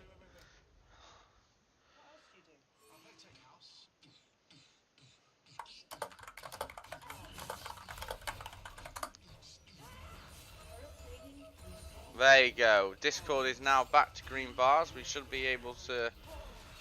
Fantastic. We're back in here. Not sure what's going on with Discord. It's a little bit of a yikes. Not gonna lie. Come on, Discord. Get your stuff together, bro. You know? Yep. Come on, bro. These Western Europe servers, I swear, they have meltdowns every couple of hours. I mean, let's face it, Europe isn't the greatest. I mean, when it comes to League, EU over NA any day. Oh yeah, I agree with that statement. I do believe in really Soul is playing mid extremely well. He's playing it very, very cautious. He is 0-2 down, but at the end of the day, it could be a lot worse. Rakan. Sejuani. Oh. Rakan went for a quick steal, but obviously that Q not putting out enough damage. Rakan is being a bit dangerous. Riven is coming up from bot, but obviously Gragas pulling off, so Riven not able to do much on her own at this point. I think they're just trying to set up a little bit of a bouncy fun time in that bottom lane. It's a little bit passive, whereas Morgana's setting up some vision in the top side jungle. Just chilling, you know. We're going to rotate round and see if they can put any more pressure onto the mid lane maybe. Whereas in the top lane, the Na is getting heavily pushed under by the Ezreal, of all things. Which should be a lot more even, to be honest. Should be, but I think Na's been a bit cautious because he doesn't know where Morgana is at the moment. Is he being cautious, or is he just trying to bait in the idea of the jungler? Never mind, he's decided to go back. Yeah. That could have been a fun move again. Oh, Rakan looking for... This could be we're going to have a team fight in the jungle. There goes the cleanse, and there goes the jam. We get knocked up, and he flashes away, but they're still fighting. Gragas is going. He's running. He uses the hourglass, and is he going to go down to the ignite? No, no, he's still alive. He lives. What is he doing? But the Gragas still dies to the Jin anyway.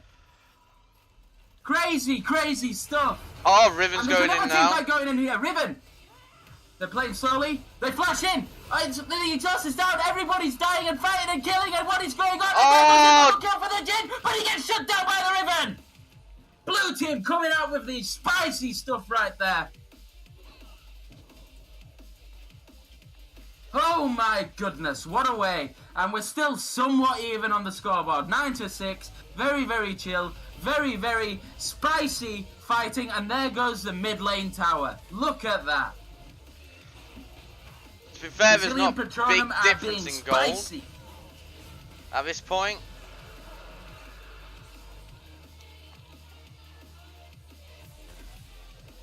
And the Ezreal almost stole that dragon, man. That could have been a lot more spicy. And the Gnar goes into the flash and he gets flashed away by the Ezreal. Very nice reactions right there. Yeah, Gnar missed his ultimate there. If he had landed that ultimate, I do believe it was going to be over for Ezreal there. Morgana's top lane. Coming up. She's going to set up an easy holding set. That binding and a nice shoot by the Gnar there. But it's now a 2v1 in the top lane, and we've got Aurelion Sol and Ezreal roaming up, so this is about to turn into a 4v1 tower dive maybe. We've got some assistance coming up from the blue side, but it's a 3v1. Now bounces away. No, gets the knock up and escapes, and here comes the Riven getting the stun and the knock up and the charm. What is going on? 5-man top lane.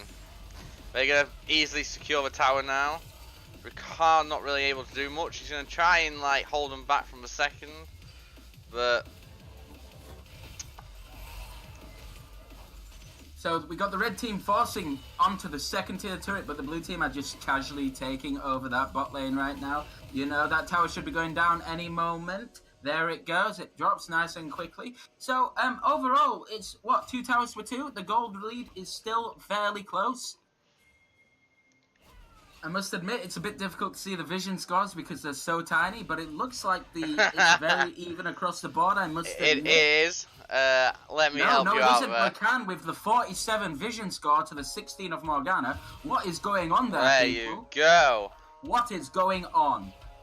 Brazilian Patronum, it sounds like a terrible Harry Potter spell, I must admit. The cheeky guys have even got themselves that sponsor going on, where every game is a 50-50, but not in this case. And we've got a team fight going on in the mid lane. And down goes the Gragas. Oh, Sejuani. Sejuani missing the ult, but he then gets hit by the culling. Not the culling, no. Oh, sugar, I'm ever so sorry. I forgot the name of the ability. I must admit. But so worked up. They have got the kill and forced one to back. It looks like they're forcing 2 to go back home. That is leaving tier 2 mid lane turret to easily be taken. Turret should go down here, man. It should go down, and now they're just going to back off, play it nice and slowly. Aurelion Sol was looking for a play in the mid lane, but a little bit late with the response there. I do believe that Riven should have stayed and just helped protect that tower. I believe that we could have stopped it going down. No, he's just easily just farming top lane. Going to get a tower right here. Tier 1 tower top lane. Just making it even in top. Once again, man, we've got to take a look at the way they're playing this game. So, White Elephants are trying to be slow and controlled, and they're doing their best to stay on par. There is still a very new team, whereas BP have been around for a little while now, and you can see the experience starting to mount. BP are slowly going to take over this game, and the only way White Elephant has a serious chance of getting in is if Riven and the Aurelian Soul can make a juicy little combo when they're all stacked up, maybe around a Baron fight or something like that. I personally think our White Elephants, it's going to be Gragas who is able to make the plays right now. If he can get a decent ult off, splitting the blue team up in a team fight, they can easily make it down to a 5v3. Yeah, definitely. But then you've got to watch out, because you've got that Sejuani ult and the Lissandra ult. Lissandra is popping her ult on herself in mid lane right now. Gravitas is running back, looking low. Oh, Rakan goes for the ult. There goes Morgana, and everyone's getting a little bit low here as well. Low, he gets hit by the Sejuani ultimate and dies. And Riven's going in now, going to take out the Lissandra. No, the Lissandra drops. Riven's just jolly drop here, and here comes some help, but it's not going to be enough. And now Aurelian Soul is getting chunked down, and he should die as well. That could be Baron right there. That could be the Baron for the Brazilian Patronum right there. Yeah, that should be easily Baron. They have Sejuani and Nah, and obviously Jin to just hammer it. Gragas might come looking in here to steal. Gragas is very, very low. He does have a blast cone to help him here. If he plays it slow, there is no pink ward. There is a pink ward, sorry. Graphic is a little bit difficult right now on the share screen. Ever so sorry, team. They're playing it nice and slow. The Baron's on about 50% HP, but Brazilian Patronum are getting a little bit low here. I think this is a time. Yeah, they've had to back off. They don't want to risk that. The jungler's very, very low. That was probably the most sensible thing for them to do. I do believe if they carried on the path taking Baron, then it was going to get stolen or they was going to get killed afterwards. So it's calming down a little bit. For a moment, we have a chance to breathe. So tell me, man, where are we at? What do we think is going to be the end game here?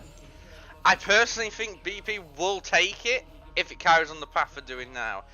I do believe White Elephant has played well and done some good fights, but to take the game, they really need to use the utility they've got. They need to separate their Sejuani or the Lissandra. Definitely, and they're going in and they're forcing the Baron here after seeing they took down the dragon, but we're only 22 minutes into the game. Surely do they not have enough damage? But I don't think they do.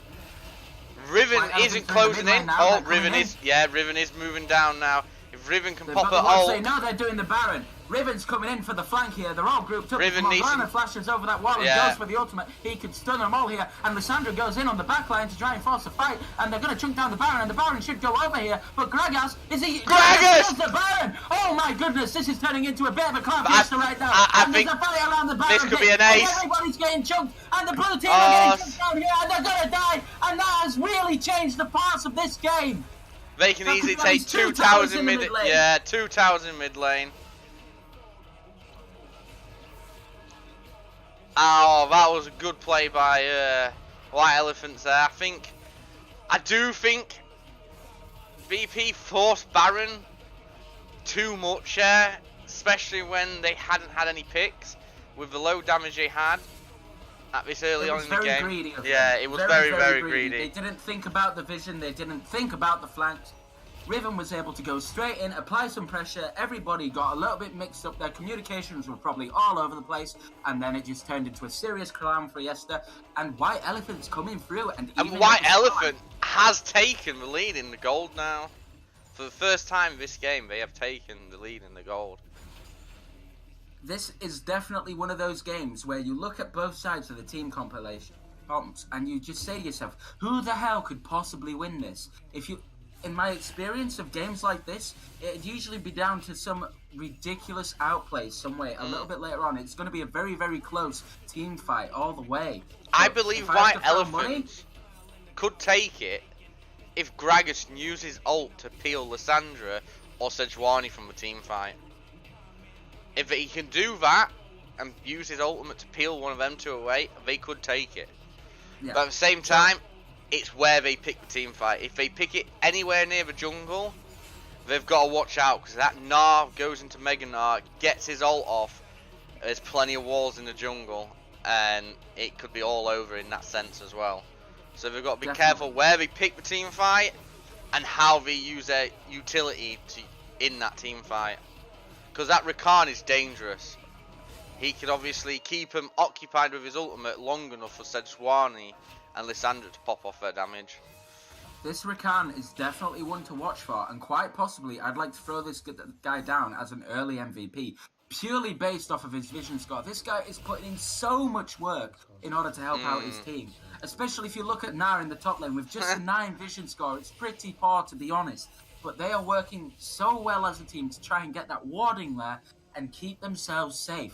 But if I'm to look at these team comps and the way this game is going, I must admit, unless this Rakan can get a spicy engage along with the follow-up of the Sejuani and then the Lissandra and the Gnar, it could very easily fall in White Elephant's favour, because all they need is one Morgana binding and then a quick follow-up and they can just be in and out in a flash. I don't know. I would disagree. I still think the game is in BP's side.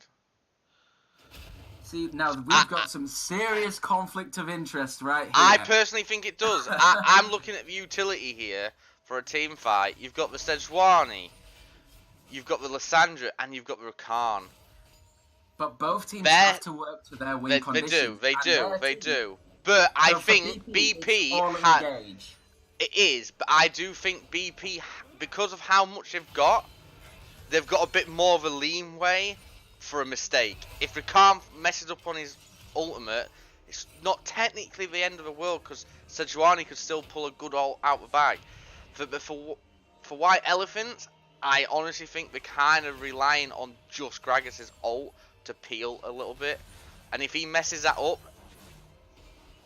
they haven't got any more utility apart from Morgana, where obviously BP's got the utility from 4 champions here. So certainly, I will not argue with that. I do think BP have more room to make mistakes in their team comp than White Elephants, and that's the only reason I think White Elephants have to play very smart at this point. Definitely. The only problem I have with White Elephants is I think they're doing very well, and their comp is definitely more of a pick comp than a full-on team fight. Granted, you could have a bit of a spicy fight going on, and it could easily turn in White Elephants' favour, like it did around the Baron pick. But you have to understand that unless these guys use the vision more effectively and go for these picks, go for these little team fights and skirmishes in a death push like the old days of Fnatic before they just went like 0-4, 0-5, which was pretty trash, you know? White Elephants could definitely still win this, but they need to play around the vision.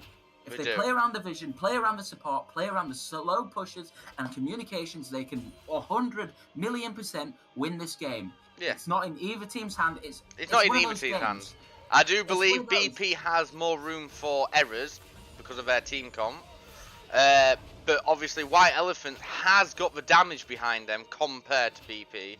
BP is built up quite around tanks at the moment. Obviously if you take Jhin and Lissandra out of the game, their damage drops completely dramatically in a team fight.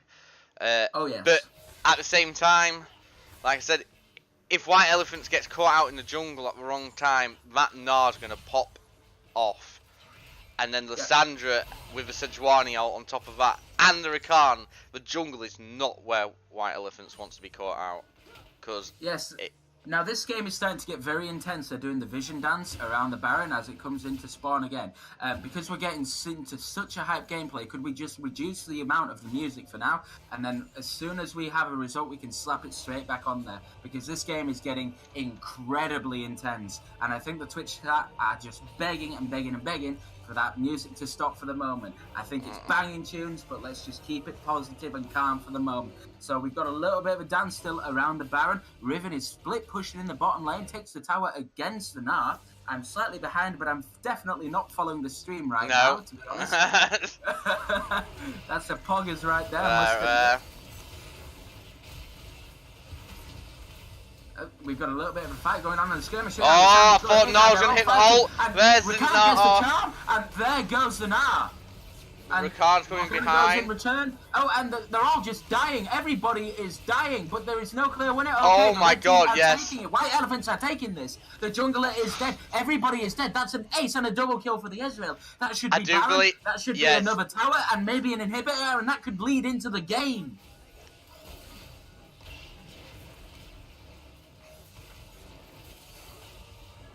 The problem BP have right now is their just lack of damage. Yeah, it is a lack of damage. Very, very early there. And quite honestly, I think Rakan spent so much time looking for that clutch engage that he didn't consider the peel. Yeah. All BP have to do is just calm down, take it nice and slowly. They can wait out this. It shouldn't be the end of the game just because they've taken the Baron. This game is incredibly close, and it is dangling on a knife's edge. Saying that, there's like a 7k gold lead towards White Elephants now because of that ace and the Baron being taken. At this point of time, I think Gnar could have used his ult a lot earlier in that fight. He had chances and he didn't do it. He only got one person in his ult. Earlier on, he could have got 3. I do believe that's a mistake, but mistakes happen. But I do believe BP have to look at their utility now and think, okay, we've got the Sejuani, we've got the Lissandra frontlining. Rakan needs to just stick to peeling. He cannot be the playmaker at this point because it's not working. He needs to let the other 3 be frontlining and he just peel personally just for Lissandra and Jhin. Because without that peel... I'm going to have to pause for a moment. Ever so sorry. I will be with you in a moment.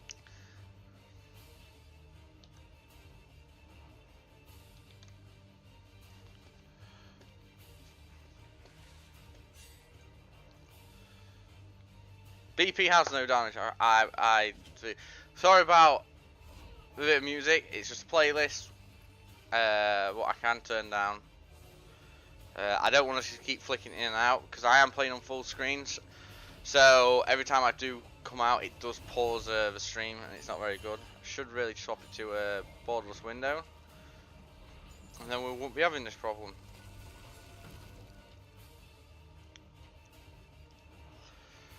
As you can see, White Elephants is going to be hanging around with red. I'm not sure of a strat here. We might look to try and get Rakan as he goes forward. They're looking for a pink. Rakan is playing it very, very safely right now. Riven's dancing around just a little bit further around, taking control of the blast cone, and they decide to just back off. It looks like these guys are wanting the timing of the red buff just so that they can be a little bit more spicy. I believe he was waiting to see if someone came toward Dragon. Because Dragon is looking like it's going to come up.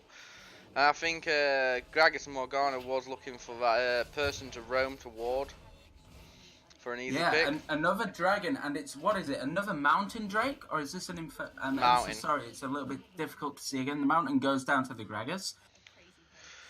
Riven did a good job there, keeping Rakan away, keeping him busy. And right now, once again, this game is just sat on a knife's edge. There might be a 7k gold lead, but like everyone has always argued, once you go past that 50k gold mark, the gold starts to mean less and less the more the game goes on. The only time it ever matters is if you have a late game Sivir on your side. And Riven's getting very aggressive here and uses the QSS to back off after being rooted up. But White Elephants are still sieging. But you have to question, why are they not applying a little bit more pressure or sending somebody to match the Gnar in the top lane? Aurelion Sol was busy dancing around in the jungle when he should have been applying more pressure.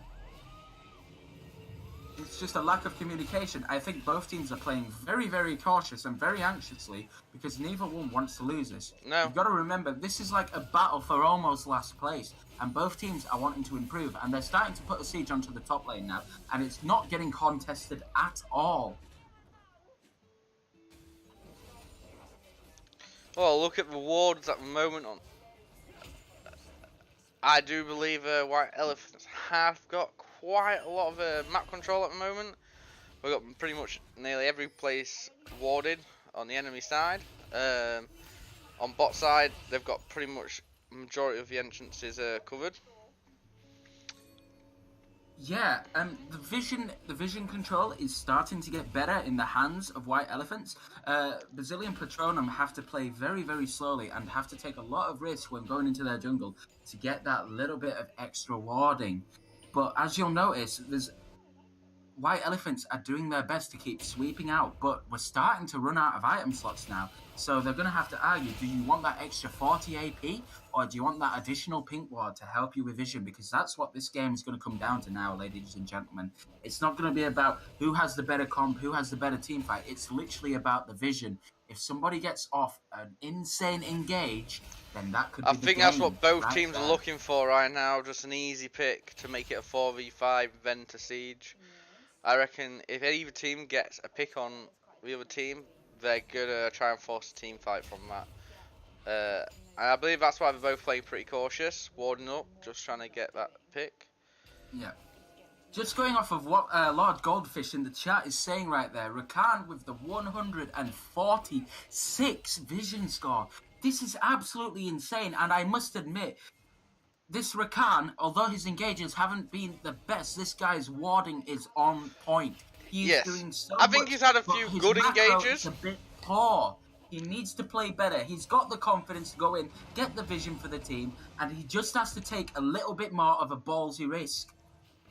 And I Because kind that of could make or disagree break with this it a little game. bit there now.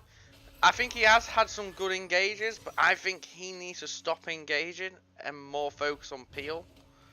Because at the moment, when BP do engage, they have a Khan and they have them all heavy engaging, but it always leaves Jin open. Yes, it does, but at the same time, with Rakan choosing not to engage, then you need to be saying, as the Rakan, to your teammates, to the Na, to the Lissandra, to the Sejuani, look guys, get yourselves together, and 2 flashes going down Oh, there, here we go, and the this fight is one, the play that's we one of might them. need. And there goes the Morgana, and Aurelian Oh. Sol is going in for the flank here, but there's nobody around to help him, and Sejuani is going in, and there's another flash, but nobody else goes down. Riven's And behind. there's a fight Riven's between caught Na and out. Riven. Riven shouldn't have shown herself in that situation because she is probably going to get caught out now. He gets crazy flashes away, and he should escape Flash, him, but no, no. Sejuani flashes and shuts him down here, surely. That should be him dead, and Rakan secures the kill. Ezreal and the Jhin fighting here. They're both getting chucked down to about half HP. It's a bit of a spicy one, but the Ezreal gets caught, and there goes the heal. But that should be him going down. Oh, Surely there's the Rakan ultimate got from hit, Rakan. and there it is. That is the fight. They don't even need to go for the Baron here. If they clean this up, they could just end the game. So now you just walk down the mid lane, take those towers, take the inhibitor, but no, they decide, screw it, we're going to go for the Baron, we're going to be a little bit more calculated, a little bit more slower, but these guys could have at least taken 1 turret there before going for the Baron, just to help their gold lead and pressure just a little bit more. I'm not sure. They do still have Gragas and Morgana up, and their wave clear is pretty good. Without the Baron buff minions, they would be clearing them minions pretty quick. There's a lack of vision, and they're doing their best just to stall. They're Oh. keeping Gragas away, but Morgana's looking for a little bit of a spicy Q over the wall here. Misses it and lands onto somebody else. And that's it. No. Oh, no, there's a take the Sejuani. Baron, there's Oh. another fight. And They it's were a just- double kill for the Nah, man.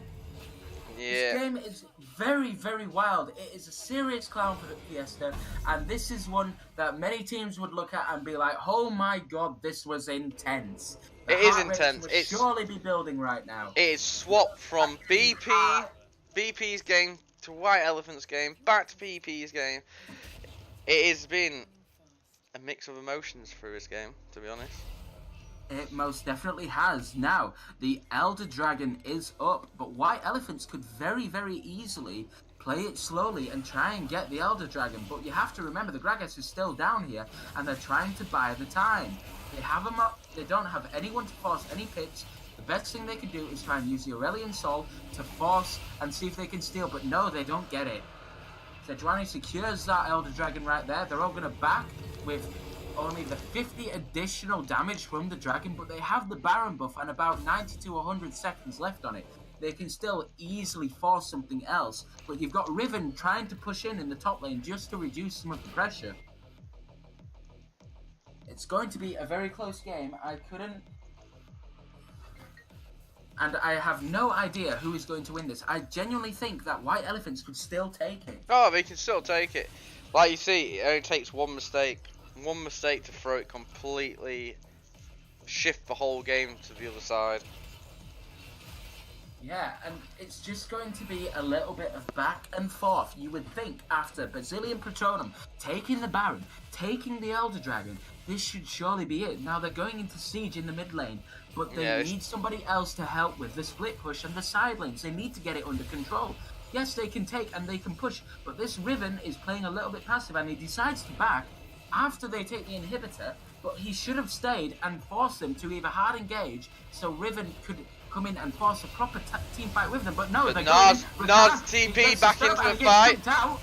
Oh, this could... And he gets shut down, and this is going in the hands of White Elephants right now. Everybody is getting destroyed, and this has very, very quickly turned from Brazilian's game to White Elephants game, back to Brazilian's game, into White Elephants game again.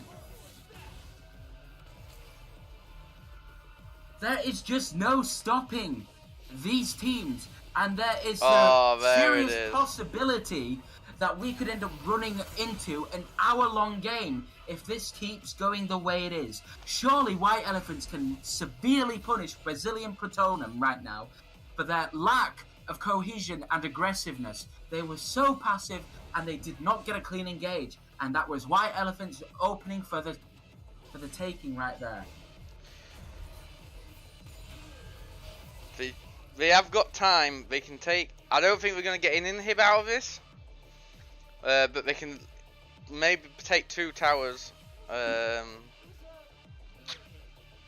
See, now the problem they've got is there's 3 of them grouping around an inhibitor. That not doing anything. They should have rotated. Doing nothing. They should have gone to mid lane and top lane and forced the towers and had the Riven or the Aurelian Soul play in the side lane and try to encourage one of the wave farms into that exposed inhibitor. But no, instead they've played it completely wrong, and they've sent 3 in the bottom lane for just an inhibitor. When I agree, they should have pushed the bot lane, then gone rotate straight up to mid, took the tower, then it leaves 2 inhibitors open. So if they win the next team fight, they can just push the lane, take both inhibitors, and actually maybe end the game. But unfortunately, they've only got the bot lane to really force if they win the next team fight now. What just prolongs the game even longer. We're into 40 minutes now. Riven, guys. if Riven shows herself here, she's dead. Game. Riven has shown herself, but I'm not sure. I'm not sure if Sejuani's. Yeah, I thought Riven made a mistake there and got caught out. She showed herself, but and she's Riven been is between now them. going to appear right behind them and force a serious fight here. She isn't. She's too far away. Completely screws up the engage. They should back off here. But Riven is coming in. All they have to do is play aggressive onto the Riven as soon as he shows and back off safely. If they refuse to do this, that could be the game right there. I think Riven's not even bothered about engaging. She's just going straight for that inhib. She wants that inhib. But they're going to recall in time. She can go for this inhib, but it's a big mistake. She does not have the minions to assist. It might... With the minions, you can do even more damage to the inhibitor. It's only a small 12% increase of your damage. It's like the backdoor bonus for your turrets without the minions, but it's a lot weaker, but it still provides a little bit of advantage for the team with the exposed inhibitor when there's nothing around. And it was a very poor choice. The Riven, all the Riven had to do then was, as soon as they were sieging, was collapse on behind them and force a straight up 5v5. But to be fair, I do think VP messed up. They had 3 people in front. They had the Sejuani come through and see the Riven. Sejuani collapsed on the Riven and they pulled back and collapsed on the Riven as well. It would have been an easy kill, and then they could have been in a better position. They just kind of let Riven go, and it was a bit weird. Only if Sejuani wasn't looking at the mini-map and was actually looking up at the other people and not paying attention where she was walking herself and did not see the Riven that way. Not sure what actually happened there, but this game is getting incredibly close. The Baron is now live, and there is a fight going on in the bottom lane here, and surely Nat is going to go down to this Riven here. No, he's playing it safe. But He's jumped. he's playing it safe, but at the same time, are they setting up a death brush behind for the Baron there, or are they forcing it? I can't see because of the camera. It's just action going around on the inhibitor, and Riven's going to force Nara away and take the inhibitor here. And the Baron is on, what, 50%? And it's almost gone, actually. It's seconds. Again. What is going on in this game? Gragas will surely pay for that with his life, but Riven is going to take down the Nara here, and Riven might just end this game. He has the Baron buff. He has the damage. If they can stop, they need to stop him recalling. Blue team are running back to the base, but Riven is just forcing the towers. Jin has recall. This could be the end. He has both towers, and Jin is here, but Riven has cleansed, and he's going to chunk him out, and this could be the game. Riven is going to take the bottom tower. No, he doesn't. Rakan with a save with his ult. Absolutely obscene scenes right now, everybody. This game is crazy. Ezreal going in for the backdoor, and he gets it! Ezreal ends the game, and that is a win to the White Elephants, and Brazilian Patronum lose the game. Oh my goodness. Well done, White Elephants. I think they truly deserved that. I honestly think they put the most heart into that game. They put everything on the line, and it paid off for them.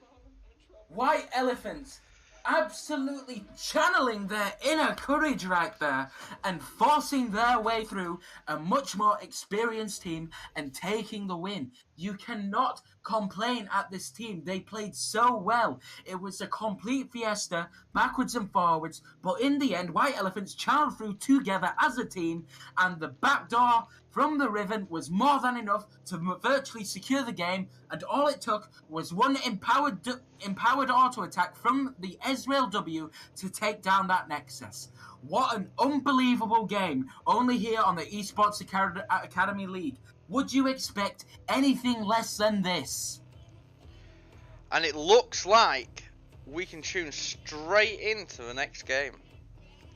The next game, with just a minute to spare. I think we should take just a moment to have a quick break, grab some water, and catch ourselves up, and then jump straight back into the cast for the third and final game of the evening. If there's any mods in chat, we're able to change the title of the stream to the next game, please, for us. That would be vastly appreciated to the mods right there. Yes, it would save me trying to log in through Twitch, actual Twitch itself. I cannot get over the way that game played out. It was absolutely incredible. The backwards, the forwards, the backwards, the forwards. You just could not tell which team was going to win.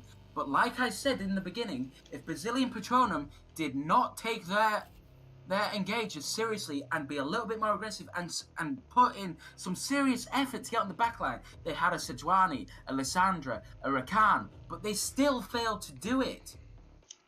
It was absolutely terrible.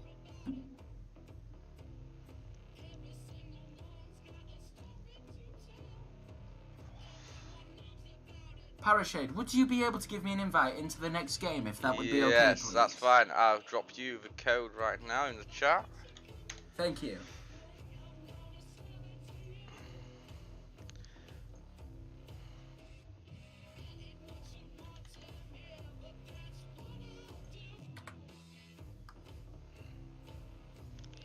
Let me change the server right now to Central Europe. Essentially, hello, what would you like, sir?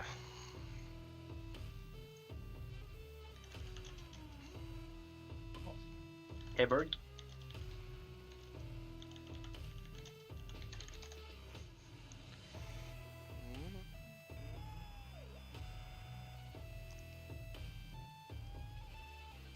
Hello.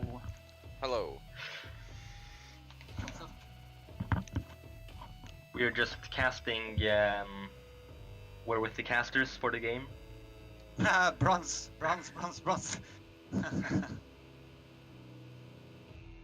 Alright. To be fair, last game was interesting. It was very interesting. Yeah. Took like turns 4 times or something. Yeah, it was swapping shifts. The power switch between last game was unbelievable.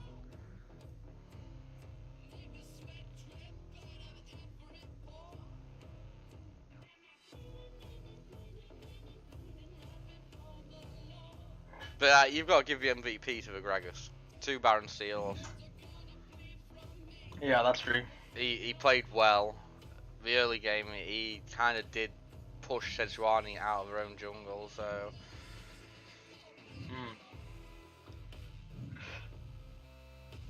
I think BP had very good CC, but I think they were forcing fights too much when they were ahead. I think they kind of played into the enemy team's hand. True. Are you guys competing against a team that is playing right now? No. Yes, we are. Why are you analyzing the game? Oh, yes, they're playing. Who are you playing tomorrow? We're playing against EVO tomorrow. Alright.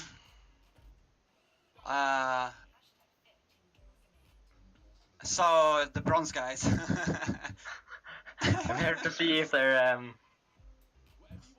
you guys are like playing. You guys are playing like such diverse teams that like you stomp hard when you're against the bronze guys, and then you get too cocky and lose against them.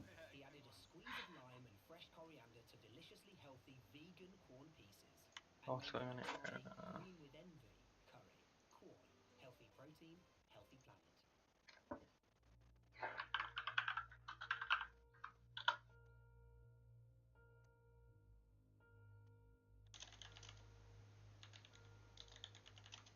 Terrible mistake there as a caster, I must admit. Ever so sorry to everyone, forcing a delay there. As I disappeared to clear myself up, I left myself AFK in one of the team selections. That was pretty rookie, I must admit. Apparently he was in the toilet, not... I was not in fact in the toilet. I must admit before being asked to jump in and take over the baton of casting, I definitely hadn't started drinking a bit of gin, to be honest. And I thought, you know what? It's Saturday night, I'm going to keep going. And I just made a mistake. And I wasn't in the toilet. I wasn't on the toilet. I was in the bathroom. Okay, maybe I fell in the toilet, but let's just keep. Okay, let me. Okay? Before we quickly start. Oh wow, we have 4 casters for the next game. How is everybody in the chat doing? Are we feeling good? This is the final game of the night, guys. It is Evo on the blue, and they're playing against EAH on the red. Right, we are ready. Goliath versus whatever the other guy's name was. Oh. Let's go. Let's see how the champion select goes for this game. It's definitely going to be a very, very interesting game. You have to sit there and say to yourself, what the hell is going to happen? Who is going to take the win? It's going to be a crazy game here on Esports Academy. You know, don't miss it. Looking at the teams as itself, I would personally say EAH should win. Just for the rank differences, but depends how they're playing a team, I guess. Anything goes. Any mistake. Well, EAH is a very good team in this tournament. They've been doing well already. And the first ban is the Nunu and Willem. Now, is that just a target ban? Or do they know something that we're completely forgetting? Because it feels like the Nunu ban was a straight-up target ban at the enemy team's jungler. Oh yeah, it was a quick ban. It didn't take much think process behind that one. And they're coming back with the Karthus ban. Now, playing against Karthus, I must admit, has been a bit of a nightmare in solo queue. It's definitely gotten a little bit better, but it's still horrible, and I'm glad they banned it away. But they then respond with a Fiora ban. I don't see many Fioras around these days, to be fair. If you see a Fiora, it tends to be a little bit of a one-trick or someone with a very good skill cap, because Fiora is a high skill, and they respond with another Jax ban. This pick and ban is definitely going to be one interesting little mix-up. We've got 2 more bans to come in now before we see the first few picks, but it's going to be interesting to see where this champ select takes us and how the entire meta of the league evolves.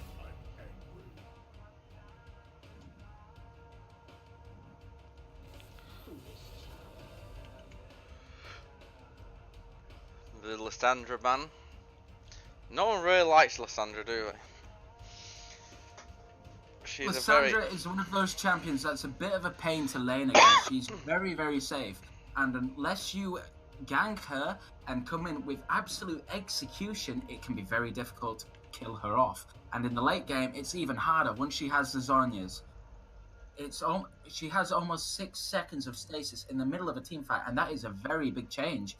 And the red team are hovering a Janna here, and they lock it in. Now that's a very unsure pick, in my opinion, as a support main, going straight in and securing that Janna. As ridiculous as it sounds, this opens up Evolve to pick someone like a Thresh, like a Blitzcrank, and just punish the hell out of that disrespect of going, hey, I'm gonna take a Janna. But if they can play Janna well, Thresh still won't be really a problem. Her movement speed is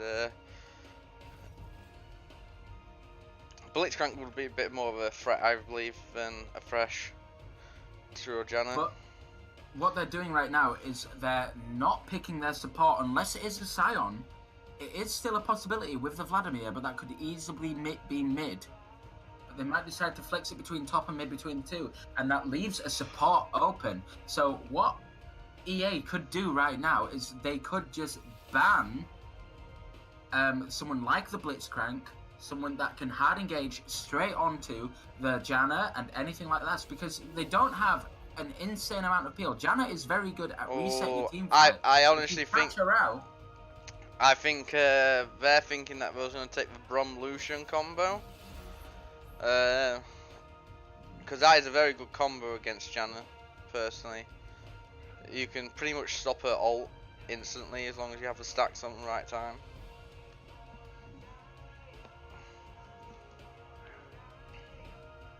I suppose we're going to see what happens with the final ban coming in from the red team here.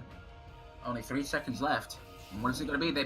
They choose to ban the Thresh, giving Glitcher the respect right there. As I previously said, as a support main, and I must admit, a Thresh one trick, I have many a times played a Thresh into a Janna, and quite a lot of the time you'll find, unless a Janna is very, very confident in their ability to juke, you will just feed.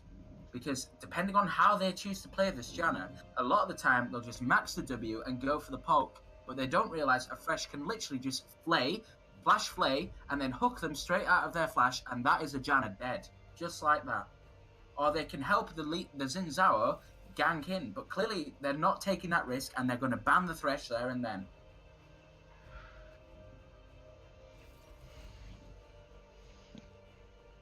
To be fair, bot lane, I would say, depending on the skill gap between the players, I would normally give it to the Morgana Caitlyn. Morgana can hit the snare, and then it gives easily the trap to go off underneath for an easy headshot, plus Caitlyn can line up the Q, auto attack, and then another headshot with a net. Is that an Ahri they've just picked right there? As the person that deals with a lot of the stats, I don't think I've actually had an Ahri be picked yet. This is an interesting little shift right there. Yes, we haven't had an Ahri yet in the league, so that's another unique pick coming out. This game is going to be a very spicy one. So, guys, top to bot, once they do the swaps, I'm assuming it's going to be the Vladimir into the Ahri, the Akali into the Sion, Sejuani and Xin Zhao in the jungle. What do we think about that? Who wins the early game, guys? Akali needs to get aggressive early with Sion. If she lets Sion farm and gets some items behind him, a bit of magic resist, Akali's not going to do able to take him down on her own after that. She'll definitely need help from the jungler to take him down. Mid, I'll give it to the Ahri. Ahri's just a lane bully. She's very strong in mid. Especially if she can time it right against the Vlad, she can keep poking him. Okay, I have no reason to disagree with that statement. The jungle, I'd say, is quite even. It depends who actually uses their team for the advantage here. Obviously, I believe Xin has the early damage in his ganks compared to Sejuani, but Sejuani's CC and just the champion itself is just very good throughout the whole game. I think based on what I've seen from pro play in the LEC, there has been some absolutely insane game-changing plays on a Sejuani. For example, I believe was it I can't remember the game, but there was a game where Fnatic was playing a specific team. Sorry, by the way, if you didn't notice, I am a bum boy for Fnatic. Massive fan, have been for a long time. But there was the one specific game where Reckless went like 0-9, and it was absolutely terrible. But it was down to the efficient bottom lane plays and a Sejuani just locking him down moment after moment with some insane ultimates. And there is not a Sivir on that red team. So all they have is a Janna. Yes, they can try and peel with Janna, but it's literally down to who the hell wants this more. Bot lane should definitely go in favor to evolve, but then again, depending on what happens with the jungle, it could easily swing the other way. If I was Sejuani at this point, I will want to try and gank top early, get the Akali a kill, then use the Akali to the Sejuani's advantage, get her roaming with Sejuani and invade that Xin and shut him down. Definitely. That is what I think they should be aiming for. Because mid lane's should be fine on their own. I don't think at the start Vlad is able to kill Ahri. I don't think Ahri's able to kill Vlad, but I think Ahri does have the upper hand there. It's all about shutting down that Xin Zhao. If you shut him down, he cannot gank. Then it leaves Ahri to roam bot and help bot out. So that's how I'd like to see him play it out, but we'll see. Right, we're going to go into the game now. Only 7 seconds left. Now, guys, get yourselves in that chat and tell me who the hell is going to win. Is it going to be Evolve or EAH? Let me know. Who do you guys think? I think that Evo is kind of outdrafted. I think that Akali and Sejuani can smash top. That's what I mean. And I think mid will be even. And I think that I personally think Evo's bot lane is good, but if Akali gets an assist early on that Sion, and then use the Akali with the Sejuani to shut down the Xin in his own jungle, top and jungle's out the game. Ahri might not be able to kill Vlad, but she can push your lane pretty quick and roam bot and help out bot as well. So I do think EAH have got the advantage if they play it right. Yes, now just taking a moment, because I am the fat man. The fat man's got to give you the fat man stats. And here's an interesting little fact for you guys. We know how OP and busted Akali can be, but did you know in the EA Academy League, Akali, this is her first official appearance. As insane as that is, a lot of people know just how strong this champion can be in the right hands. But we've got a very interesting pick coming out here. This Akali needs to do some serious damage and get herself off to a nice start. Because the last thing you want is one of the most currently OP champions still in the game to go 0-1 on their debut in our league. Well, I don't think you'll be seeing Akali very often in the next patch. Because she is having her healing taken off her Q. And that's going to stop her early game lane sustain quite heavily. Oh yes. Akali is definitely on the downfall.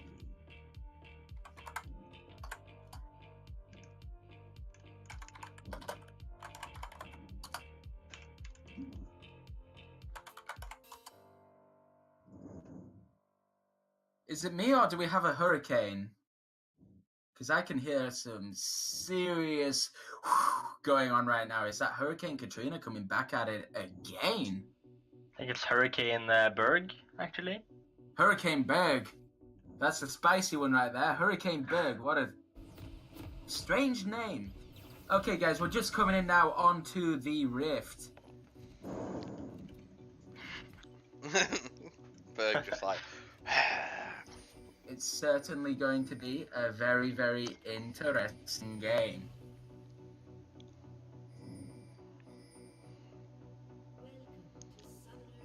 And it looks like Evolve are going to go for the careful line of scrimmage here, whereas EAH are considering seeing if they can group up and play aggressive maybe. Or we could just get the very, very casual, super passive stuff that we tend to see in quite a lot of our games in this league.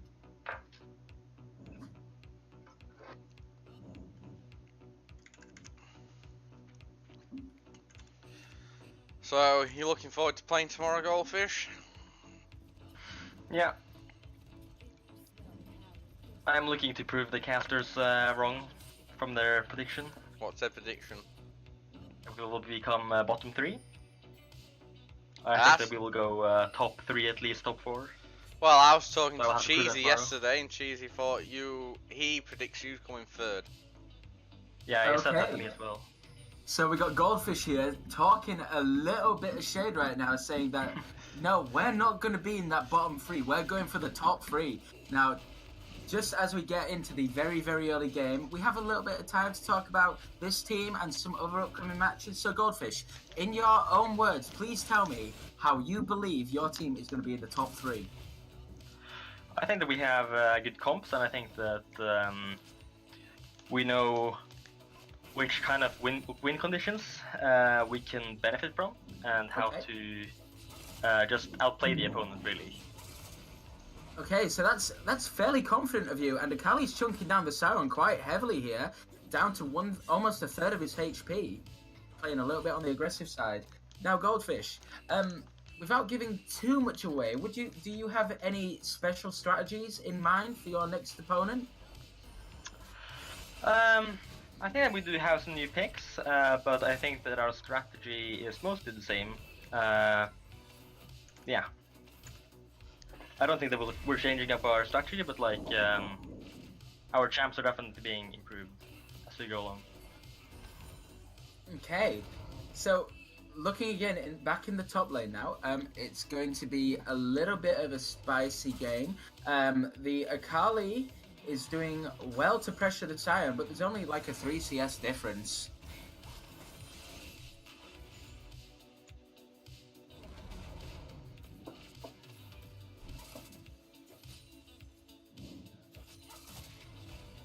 But yeah, Cheesy did say he voted that you come in the top, come 3rd.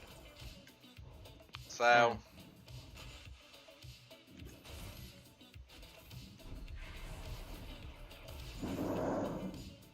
It's certainly going to be a spicy, spicy game.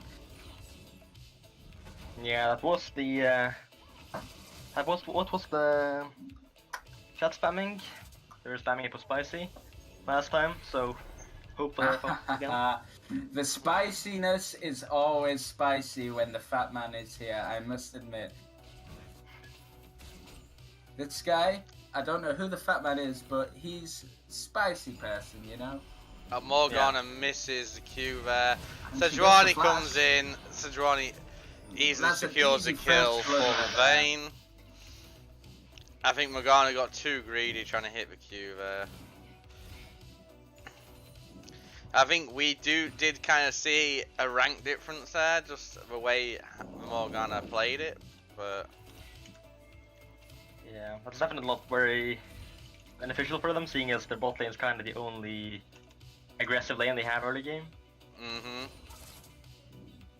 Vlad just needs to farm up really, but he does look like he's trying to rotate bot, but he's not going to get there. It's just going to see Zinzam Jungle, say hi, and if he wants to come around for a cup of tea later. So, just a cup of tea. How about something a little bit harder? I'm not going to throw out any specific brands there, but something a little bit harder, maybe in the golden form with a mix of barley and hops, or you know, something more distilled. I never said what was in the cup of tea, you know. A lot of people like a cup of tea, but on a Saturday night at around 9 o'clock, I prefer something nice and spicy. For Captain Morgan. Oh, throw in the free advertisement out there. What are you doing, my friend? PogChamp.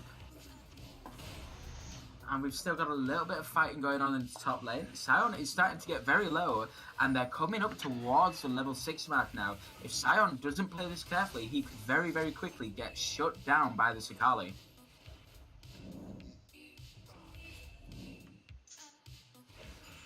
He's low health, low on mana. He might have the grasp, but he's down 9 CS as well. That is a full wave, and then some. And he's just getting denied even further by this Akali. I think at this time, Sion knows he's going to get denied CS. He just needs to get what he can and just be happy what he gets. Because if he tries to push it too far and get more CS, Akali's going to punish him at the moment. Yeah, she's got level 6 now. She Yeah. could easily make a play if he walks up. It looks like she's making a play top, And but there's a Xin fight Zhao is going on down. in the mid lane, but Xin Zhao is killed by the... Oh, and Akali goes in and kills the Sion and then flashes out. But Sion's going to get the kill Sion back. gets the reply kill right there. She has to watch out for Sion passive. The thing is, how Sion has to play it now, he needs to just accept he's going to get denied farm. He needs to kind of accept that, think, I'll just take whatever farm I can get, play safe, get them magic resist items, build up the magic resist, and then he can just walk in lane late game, or a bit later, and get as much farm as he wants, because Akali will not able to push out the damage onto him to force him out of lane. No. That is very true, but And almost double the CS is down here, But- and Sion, playing it very, very cleverly, notices the Akali uses the TP to get back to lane, and instead just uses his ultimate. We've got a bit of a fight going down in the bottom lane here. Morgana gets chunked down very low. But all Sion has to do in this top lane now is just sit back, farm under the turret. He doesn't really have to take too much poke at all. Just play it nice and steady, and then look for a TP in the bottom lane or behind for the mid lane, and just force a fight, turn it in their favour, use this TP advantage they have. Well, nothing is happening then. I will do this for you guys. We've got a bit of a fight going on in the mid lane. Vladimir is very low and uses the flash. Akali's starting to fight with the Sion again, hiding in the shroud, chunking him down bit by bit, getting very aggressive. Sion with the reply Q, but it isn't much damage back. Akali is really starting to walk all over this lane right now, everybody.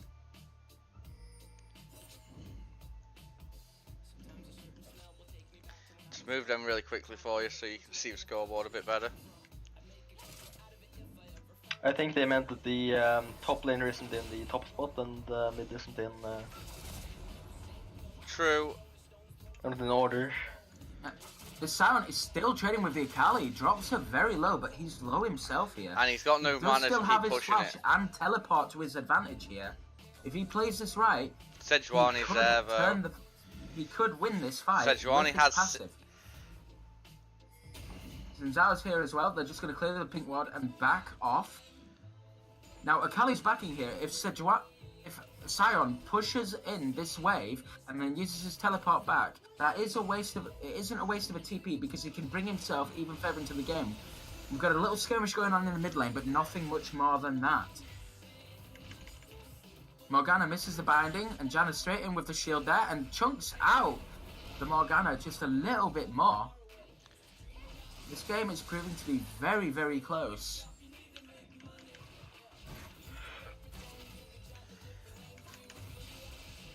I personally think this lane you're going to see the gap change heavily as soon as it ends out of laning phase. I think after laning phase, I personally predict one team's going to dominate. Okay, but do you have the stomach to put a money on that and say which team is going to snowball? Yeah, EAL. EAH. EAH are going to dominate. Okay, with the Vayne, and he walks straight into the trap there. A bit of a rookie mistake. Janna getting binded, but drops the tornado, looking to trade back a little bit more damage. Both teams getting a little bit low in the bottom lane, but advantage over to EAH. Simple reason I say that is the Vayne is going to eventually pop off. She has a Janna. Janna is peeling for her quite nicely already, so in team fights I'd like to see that really play out on the Vayne's side of things. But they have the Akali to jump straight onto their AD carry and take Caitlyn out. They really don't have any damage what can take Vayne out quickly with that Janna being there. Now Ari is coming up. In the top lane here, and Sion uses ult and flashes away. He's ignited, and surely he's going to go down here, but he does have the passive. No, he's still alive, and Ari gets the auto and the Q, and he goes down. But we've got a fight in the bottom lane as well. They're getting out. Vlad is coming up as well. Morgana flashes away. Vladimir is now here, uses the ultimate, and chunks him down, but surely he's going to go down as well here now. Maybe not. The Akali drops, and now the Ari is surely going to die as well, but it's going to be very close, and Ari gets the kill. Well, I was lucky. I thought Vlad could actually got double there. When Ari missed that Q, I thought that was it. Ari was also going down, but she managed to swing it back to the left and get it on the return. That was a very intense skirmish / team fight right there. The 2v2, the 3v3. Overall, it's an advantage to EA. It's a free dragon for Red here. We can't really contest it, having bot lane so low.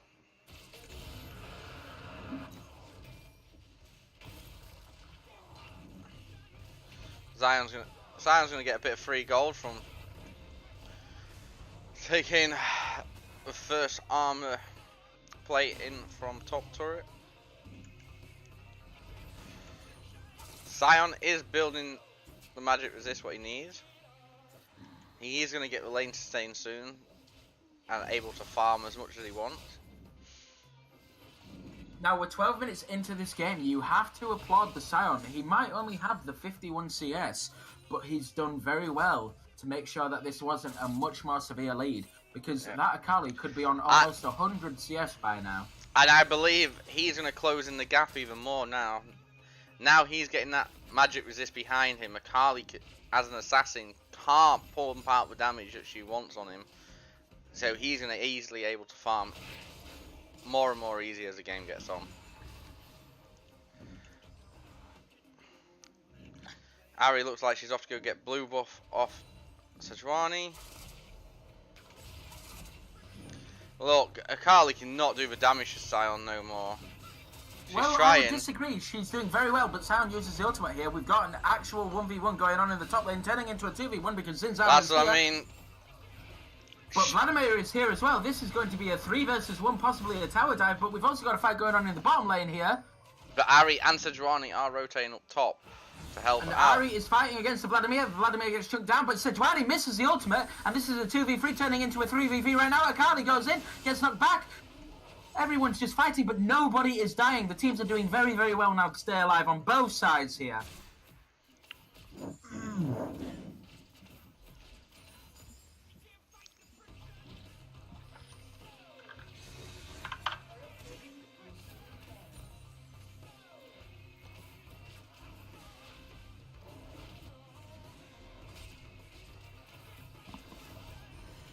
As you can see, it's quite even at the moment. I do believe, if you look at Sion top lane though, with that magic resist, Akali can't do as much damage as she wants to. So he can sit there and trade her and always keep up with her trading damage now. I would agree. But now, Sion is a much... going in the top lane. Akali's getting aggressive, just chunking him down there. He has no mana to respond. But one thing I must argue right now... Sejuani is top. Are we going to look for a tower dive? He has stopped his reach. He is low. But you got to We've got to fight in the remember. bottom lane, and Janna drops low, and the heal is used by the Vayne, and Morgana goes down, and now there's a fight in the top lane as well, and surely he's going to go down here, Sejuani getting the stun, and is he going to back out, and there goes the Caitlyn as well. That's a 3-for-0 so far. EA Hunters slowly taking over this game now, getting very, very aggressive. So how much money did we put down on this game? We didn't put down any money on this game. We didn't make any monetary bets. As an experienced, and by experienced I mean terribly bad gambler, I must admit that no money was spent, so nobody wins anything. And since I was getting very aggressive onto the Vayne here, and Shirley's going to get condemned and ignited and dies, and we've got another trade going on in the mid lane there, and he does very, very well, but he's still going in. Oh, and he dies again. EA Hunters are just taking over this game right now.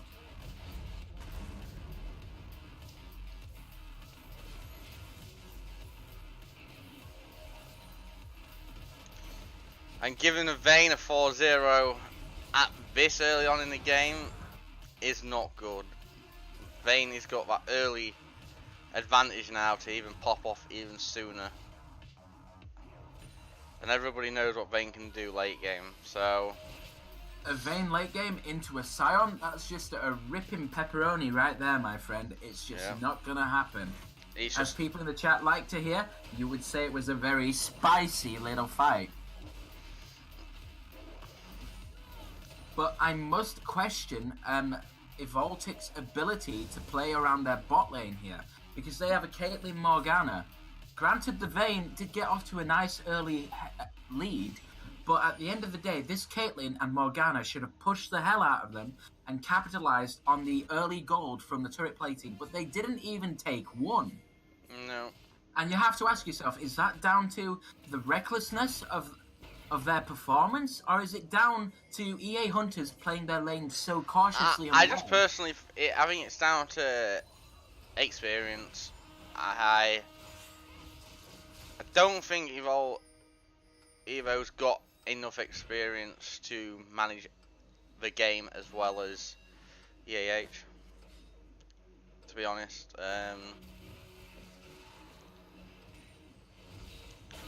Ari getting another try and chunks him almost all the way down, and Sejuani throws out the ult, but he barely survives and dodges it with the blood pool.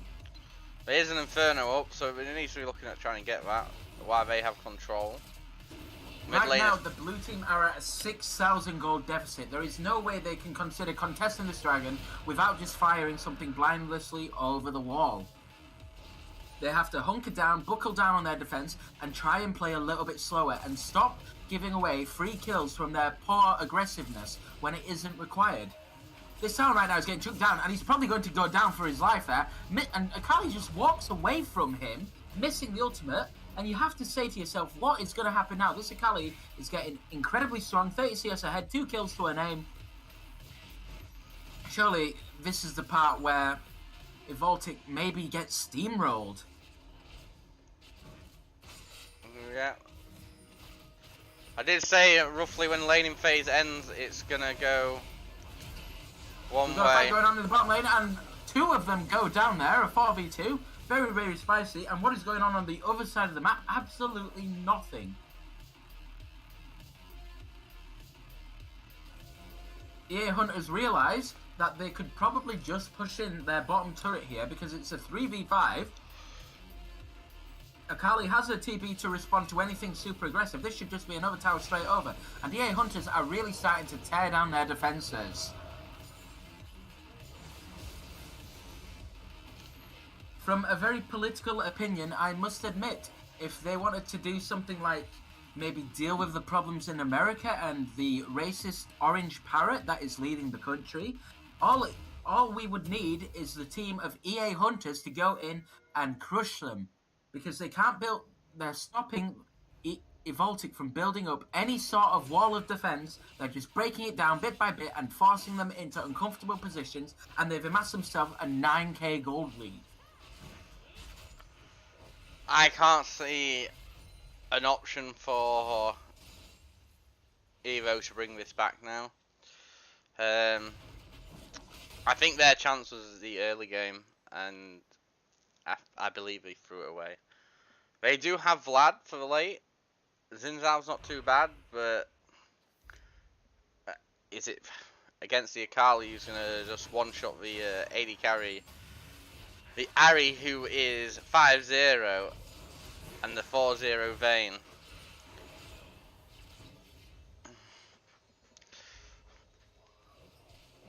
Definitely been a very spicy game so far, and very heavily in favour of EA Hunters. They're just trying to siege over on the mid lane tower here, but EA Hunters have Akali looking to flank behind them. All they need is them to get a little bit more aggressive and walk up, and they're doing that now. And Akali's coming in from behind, and they're getting the flank, and the stun goes down onto the Caitlyn, and she is deleted, and the Janna is healing, and the Morgana goes down, the Vladimir and Anderson Zinzao goes down, Vladimir's going down now. And everybody gets deleted. Akali with a triple kill. All they have to do now is push the tower, take 2 towers, force the Baron because they're clearly ahead, take the smite for the win, play it slowly, turn around and fight them if they really want to. This is EA Hunter's game to win. There is no way they lose this unless they horribly throw it. They can take an inhib here and probably go and do Baron afterwards.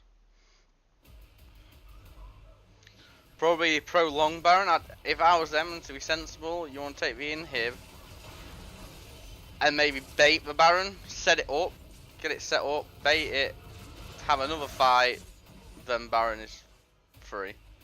As soon as you try and have another fight and 2 people die, I believe Evo will just back off.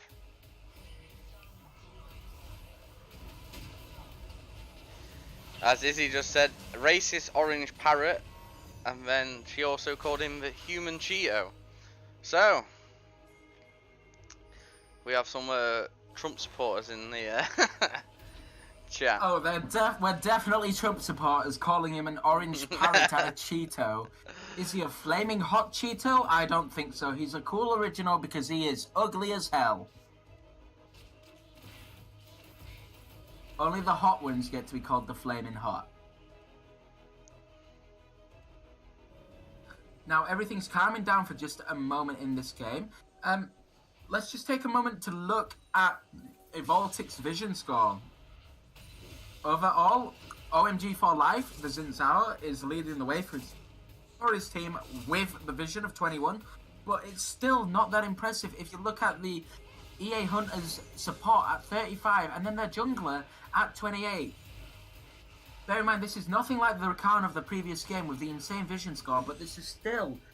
You have to question yourself, with this insane gold lead and almost crush him with the 12k gold, how do you come back? Is vision the way forward at this point, or do you just say, screw this, I'm not buying any more pinks, and I'm just going to try and get the tiniest bit more damage and help my team? I think it is literally get a bit more damage and help your team, because... I know it's away, but the Akali dashes in front of him, and he could go down here, but Akali just about... No, he dies! That is a lot of gold over to a very weak Sion. That is going to change the game. But is it really... Going for Baron. Baron's on 4k, going down to 3k, 2k now, 1k, and he gets an easy secure. Vayne taking the Baron there because this is why he didn't have the smite, but he was so comfortable with the lack of presence from Evoltic. At the end of the day, I see it as you're saying, do they get more pink wards in his vision a way to win this for them, bring it back? I say no, they need to get the items and help their team, because at the end of the day, vision is no good if they can't leave their base. Very true, and we've got a fight going on in the top lane, and surely Vladimir, no, he doesn't go down, he uses the Zonyas, but Ari goes in, and then Morgana with the flash Q, and Ari just flashes away. So yeah, they just need to defend at this point. Keep just getting them waves back, farming, getting the gold, getting the items, trying to bring back the difference in items here to then for next team fight to be. There's no point in vision at the moment because visioning up the jungle is pointless when they can't leave their base, they can't contest anything at this moment in time. All they can do is defend and hope they can survive long enough. If EA Hunters really wanted to, they could probably just walk it straight down the mid lane and end the game. They're the much stronger comp. Their Sejuani is a lot tankier than anyone else on their team, and they can just walk through and steamroll them. But they're choosing to play it slow, calculated, and respect the possibility of a comeback. Even with a 14k gold lead, it seems virtually impossible, but you can never say never in a game of League of Legends. You've seen it all. They're just taking it slow, and Vladimir gets deleted. Absolutely insane, and Akali's just dancing around here, being a little bit cocky with his food, goes straight to the back line. Caitlyn flashes away and lives, but everybody else is getting chunked out, and this should be the game right here. That's a triple kill to the Ahri, and it's just the Caitlyn and Silence passive left, but that should surely be the game. Unless this Caitlyn can do something insane, which I highly doubt, that is just going to be EA Hunters taking over and winning this game. Janna going in with a flash ultimate just to heal, and that's a GG to EA Hunters. 24-3, absolutely deleting Baltic Esports.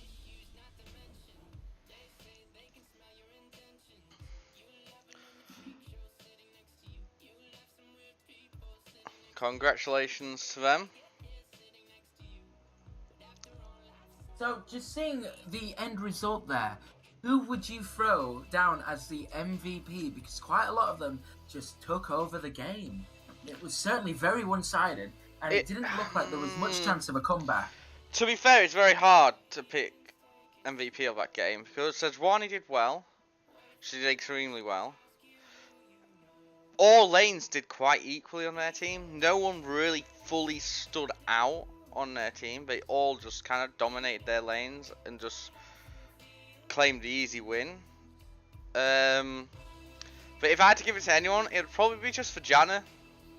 Just for picking Janna. Going 0-0-13, like... Standard Janna, every game. Yeah, just... That's the thing, like, I can't really give the MVP to anyone, because no one fully stood out as a single person. They all played very well as a team. But if I had to give it to somebody, I would just give it to Janna. She supported the Vayne very well early. Gave the Vayne what Vayne shouldn't really be an early game champ.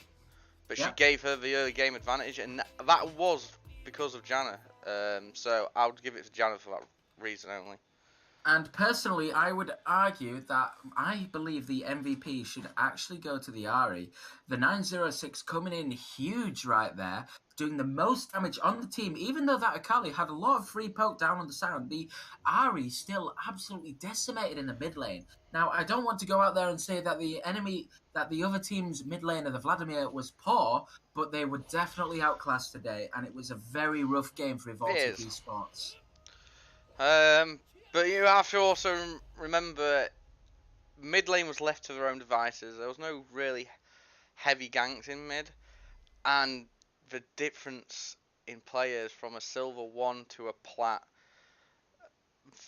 the Ahri had the more knowledge of the game, and you could tell the way she played. So I would still say the Janna, just for the reason is she helped bot early to get such a great lead. But the whole team did brilliant. They just did what they needed to do and got the game over and done with in 25 minutes. So, good job to them. Yeah, I think we should take this opportunity to try and interview some of the team players. Yeah. Now, just looking through the Discord, I can't actually see the winners anywhere. But we do still have Baltic Esports, and we could go in and talk to them and ask them what went wrong. You know? Yeah. Just... Not in an insulting way, but let's just see what was Somebody going on in chat actually says Sion for MVP. Sion did very well. He got absolutely abused. He didn't have much help. But the Sion out there, if I had to give it to the other side, I would just be like, big up Sion. Mans went and got absolutely clapped, but still turned around and even got a solo kill when that shouldn't have happened. So big up the Sion right there. Ari is here in the chat, I believe, in the stream if you want to drag her in. I think we should bring Ari straight in. Just bear with me a moment, everybody, while I get Ari in. I'll put up the... what I'll do for you guys.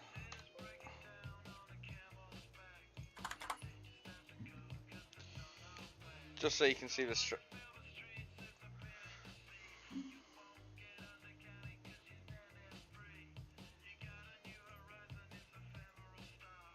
So, could the Princess Kitten just join into the EA Hunters lobby, and we'll be there in just a moment to interview you, if that's okay.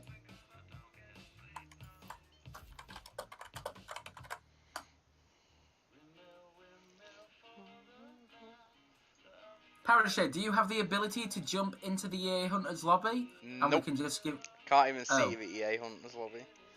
That's a big rip in the chat right there. Cheesy, could we get something on that just to help out?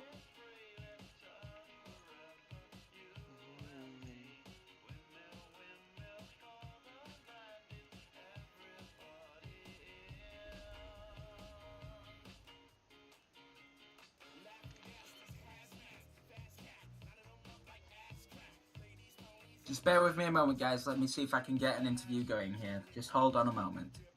I'll be right back. Syndra here, GG. Was you hiding in the jungle the whole time?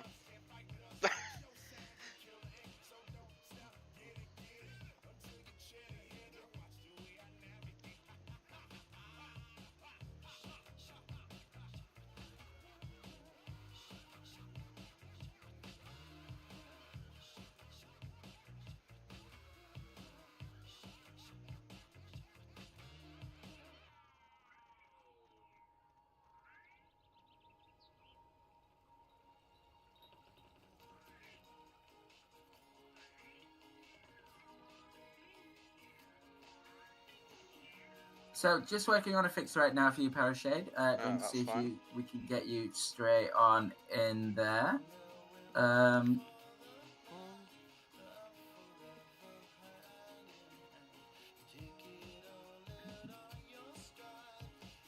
Okay, so I've given you the role of EA Hunter, so just see if you can jump straight into there with them. Yeah, I can do now. Okay. That's an Icarumba right there. What a spicy, spicy game. You guys absolutely steamrolled your opponents. What was going on in game for you? Because it felt like you were just dominating. Was it confidence? Did you just completely outdraft them? Tell us a little bit more. What happened? I mean, we kind of like looked at their team, like what they have played like before. So okay. We knew that both of their wins came from a Carter's ADC, so we just like banned that out straight off.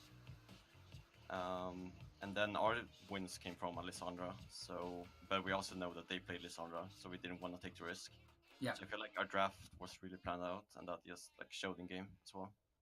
Okay, you guys absolutely crushed it. Tell me, what was your comms like throughout that game? Was it completely serious? Did you take a moment to meme because of how far you got ahead? What was going on?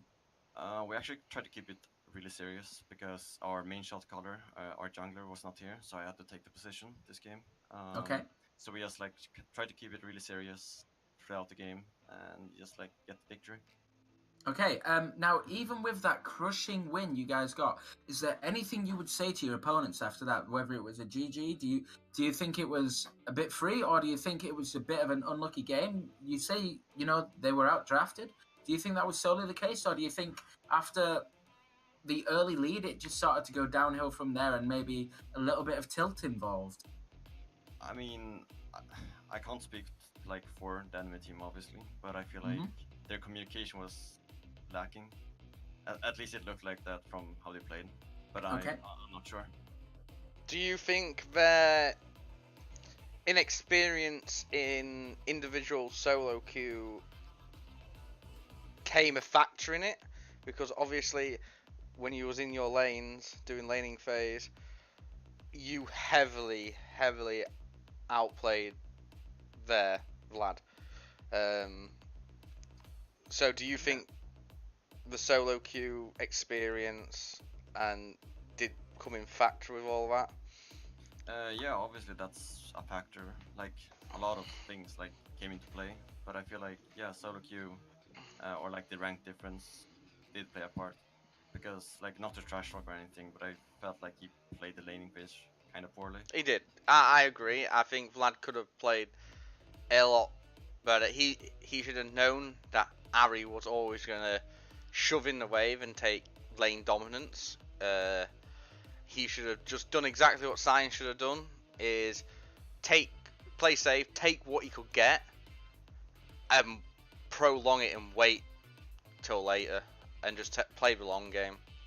Yeah, but I felt like it was mostly the small things, so I don't know. But I'm also like, I played like both of these champions, and I played this matchup a lot, like from both sides. I guess that plays a part in it as well. It does. You have experience with that matchup as well, then, so everything plays a factor. Yeah, but like all around, they look like a really solid team as well. So, if you do look at the stats, what's on the screen right now, your team, there was only one person in your team who died. Yeah, and we saw that. 2 of them deaths were their own fault because they turret dived, and the turret killed them both times. So technically, you could have probably got away with 1 death. Yeah, we kind of don't go too harsh. You did quite well. I honestly thought Sion. I said all along Sion was going to struggle for the first 8 levels, and once he's got a bit of magic resist, he'll start pulling top lane back a little bit when Akali's damage drops off as an assassin against him. But it didn't go that way. Obviously, your jungler, I have to admit, Sejuani was map control and being in the right places was brilliant. Yeah, I mean, back to the draft, I felt like they didn't expect Akali to be top lane because they banned 2 top laners after like the 3 picks. So I think that the Ahri came as a bit of a surprise to them as well, since they banned like Riven in the second half or something. But Ahri's always a good pick. To be fair, she's a good and safe pick. Even if you're not too good with her, she can still keep her own in lane, just play safe. You can farm easily enough with her. But then if you can utilize her skill set, she is extremely good at this moment in time. But I just felt like the little things was what made us win that game. Like I'm not one of those people that just trash talks the enemy team, so I don't know. No, it's You're definitely not a double lift. I'm gonna throw that out there. That's the thing, right? It's, I mean, the day, who's gonna walk up? In my opinion, as owning an organisation and stuff, I see it as who took the most away, who can physically take the most away from that game, and I can guarantee you won't. Yeah, they will, because you won them so easily. You can't learn anything off it. All you will probably get out of it is a few bad habits out of anything, because it was so more laid back. But you took it very serious, and that's the approach to take. Keep it serious. Where then, because they've got stomped so hard, they have a lot. They can, if they wanted to, take that game and learn so much from it, and improve a lot better than you could improve from watching that game back. So, win or lose, it's what you take out of it, in my opinion. Yeah. Losing a game is sometimes better for you because you can take more out of it than winning a game, especially in a situation like this. So that is my only advice to them: is treat it as a positive, turn it into positive, go and learn the most you can from that game, what you did wrong. You've got like a tip to the enemy team would just be like, sit as a team and watch the replay of that game, and just like try to like see what you did wrong, but also like look at what we did good that game. Yeah, always look at what you did good as well as a team. Yeah. The little things you did good, give yourself a pat on the back. It can't all be negative, but obviously they could really learn a lot from that game, where you guys, it's just a win for you, because I don't think how you played, there's not much you could learn from that. You played it's only a case of reviewing what they've played and how they can then do their best to improve with the little information they'll probably get from that game. Yeah. Now, I am going to have to wrap this interview up, I'm afraid. Ms. Sulemi Dadi, the mid laner there, absolutely killing it with a great performance. Thank you very much for joining us, and congratulations on the win. But right now, we're going to shoot up to the general chat and speak to Evoltic Esports' ADC Bonkers, and get a bit of an opinion on what was going on their side. So thanks for joining us, my friend, and congratulations on the win. Thank you very much. GG. See you later. Hello, Bonkers. We just wanted to talk to you a little bit. What happened in that game for you? What was going on with the team? Was there mistakes? Was it individual errors? Or do you think it was the draft? Or was it just completely outplayed? In your own words, what do you think went wrong today? To start with, our draft didn't go perfect. Lissandra was going to be our mid lane pick, which they obviously banned out in the first phase. That was going to be our first pick, but it was gone. So we put him back on the Vladimir that he performed well on last week, and unfortunately this game it didn't perform as well as we had hoped. Okay. Bot lane, we knew early we had the aggression since our outrange Vayne, outpoke, and can generally outtrade her early. But unfortunately, the Janna was smart enough to hold so much pressure on and keep stepping up, hitting me with E's all the time, and we can't afford to use Black Shield on just one Janna E, so just got poked down by the Janna, unfortunately. I must admit, as a support main, one thing I must admit is in the laning phase like that, in the early game, it's not just the poke for the Caitlyn and Morgana that would win that lane. It was more so you had the range, you had the damage to push the minion wave in and try and capitalize on some of that early turret gold, but it just didn't happen today. I think Bonkers did get it right. I do believe Janna played it so well in lane. Janna was the reason Vayne got them kills. Janna stuck it, she shielded at the right time.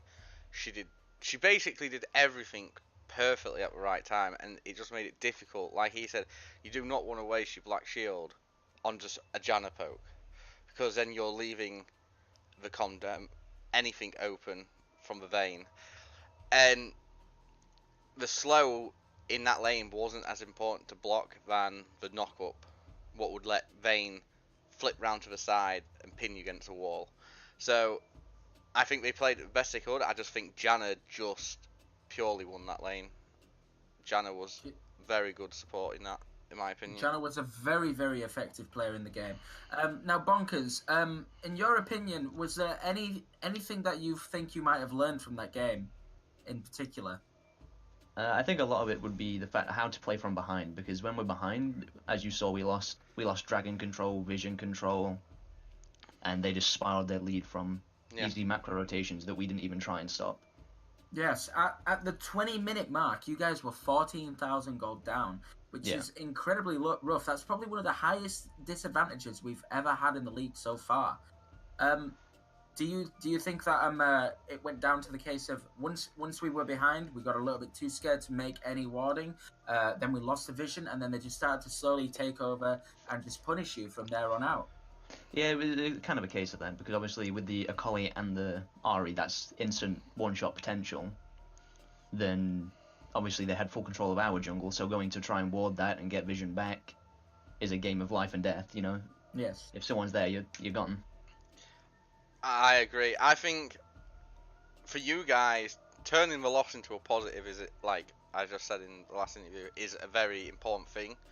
I get all my teams through my organisation, from CSGO to Siege, take the losses as more important than the wins, because there's a lot more to learn from them. There's less to learn from a win. Exactly, especially, like, no offense to you guys there, when you do get stomped, the enemy team, they can't learn anything from it.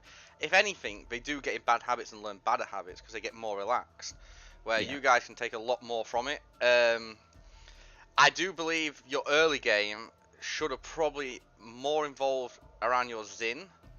Maybe the Vlad and Sion getting them deep towards in early, so the Xin knew where Sejuani was and could try and counter jungler, and then maybe you guys mid and top rotate to help to take her out, because taking Sejuani out early gives your Xin more opportunities to gank and help the other lanes. But it's just a big learning process, that's all it is. That's all you got to take it as, and learn the most from it. Everyone gets stomped, trust me. The team one of the teams that play in my organisation got stomped, and at the end of the day, it's just a learning process. You can't get angry. No, exactly. We're one of the lower ranking teams and one of the underdogs of the tournament, and we're coming off of a weekend where last week we went 2-0, and exactly, like you said, there's less to learn from that than there was from today. Exactly. As long as you go from today, think long hard, learn things. Obviously, always give yourself a pat on the back for what you did right. Yeah, of I do believe your warning at the start was brilliant. It just tailed off because it was very hard for you to get out because Exactly. Akali was always around. She was always pushed up. So if Yeah. any of you did step out to ward and she could get to you, like you said, she's got the kill potential of majority of your team at that point in a few shots. So it was extremely hard. But I think you've took the loss the best way you can, and just wish you the best in the future and keep improving. As everyone should try and improve, make this tournament more fun. Okay, so Bonkers, we're coming towards the end of the stream now. After all the games today and the result that you had, it's not the one that you probably hoped the most for. But is there anything you'd like to say to any of the fans or any predictions for where you see Evoltic Esports going next? We face, I think it's Mouse Sports. Yeah, my organisation tomorrow. So, hopes are high for that one. You know, we want to retain a top 6 spot. We want to get into the playoffs at least. I think that's more than doable for our team. So I can't answer it because I'm going to be biased and say good luck.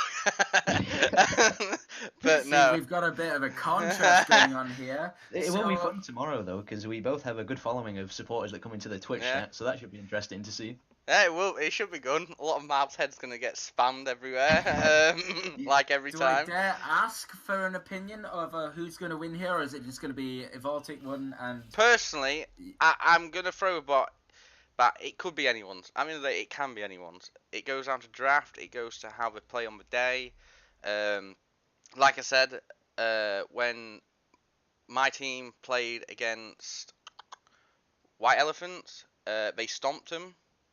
Played a game straight after. But even they said during the White Elephant game, they got relaxed. They started trolling a little bit, having fun.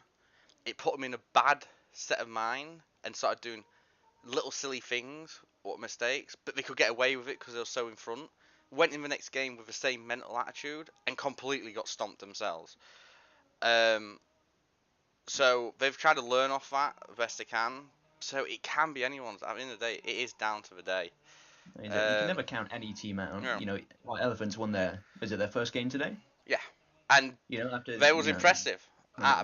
They were the underdogs of that game, personally, I thought, and they came out victorious. So that's what I mean. Like, anything can happen on game day. I do wish I could have put my other team into the tournament, but I wasn't allowed. Damn cheesy, putting a fucking rank on it. I must admit, that's a bit rough, my friend. That's all right. We're basically at the end of the stream now, so I'm just going to say thank you, everybody, for tuning in. I've been the co-caster, the Fat Man, LordFlab. You know me, the Fat Man has his stats.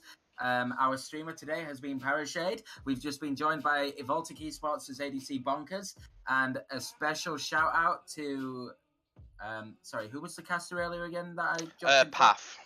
Path. Big up Path as well. Feeling a little bit sick today, but I'm sure he'll be a lot better for tomorrow's game. So without further ado, guys, thank you very much for tuning in tonight, and we'll see you all next time. Goodbye.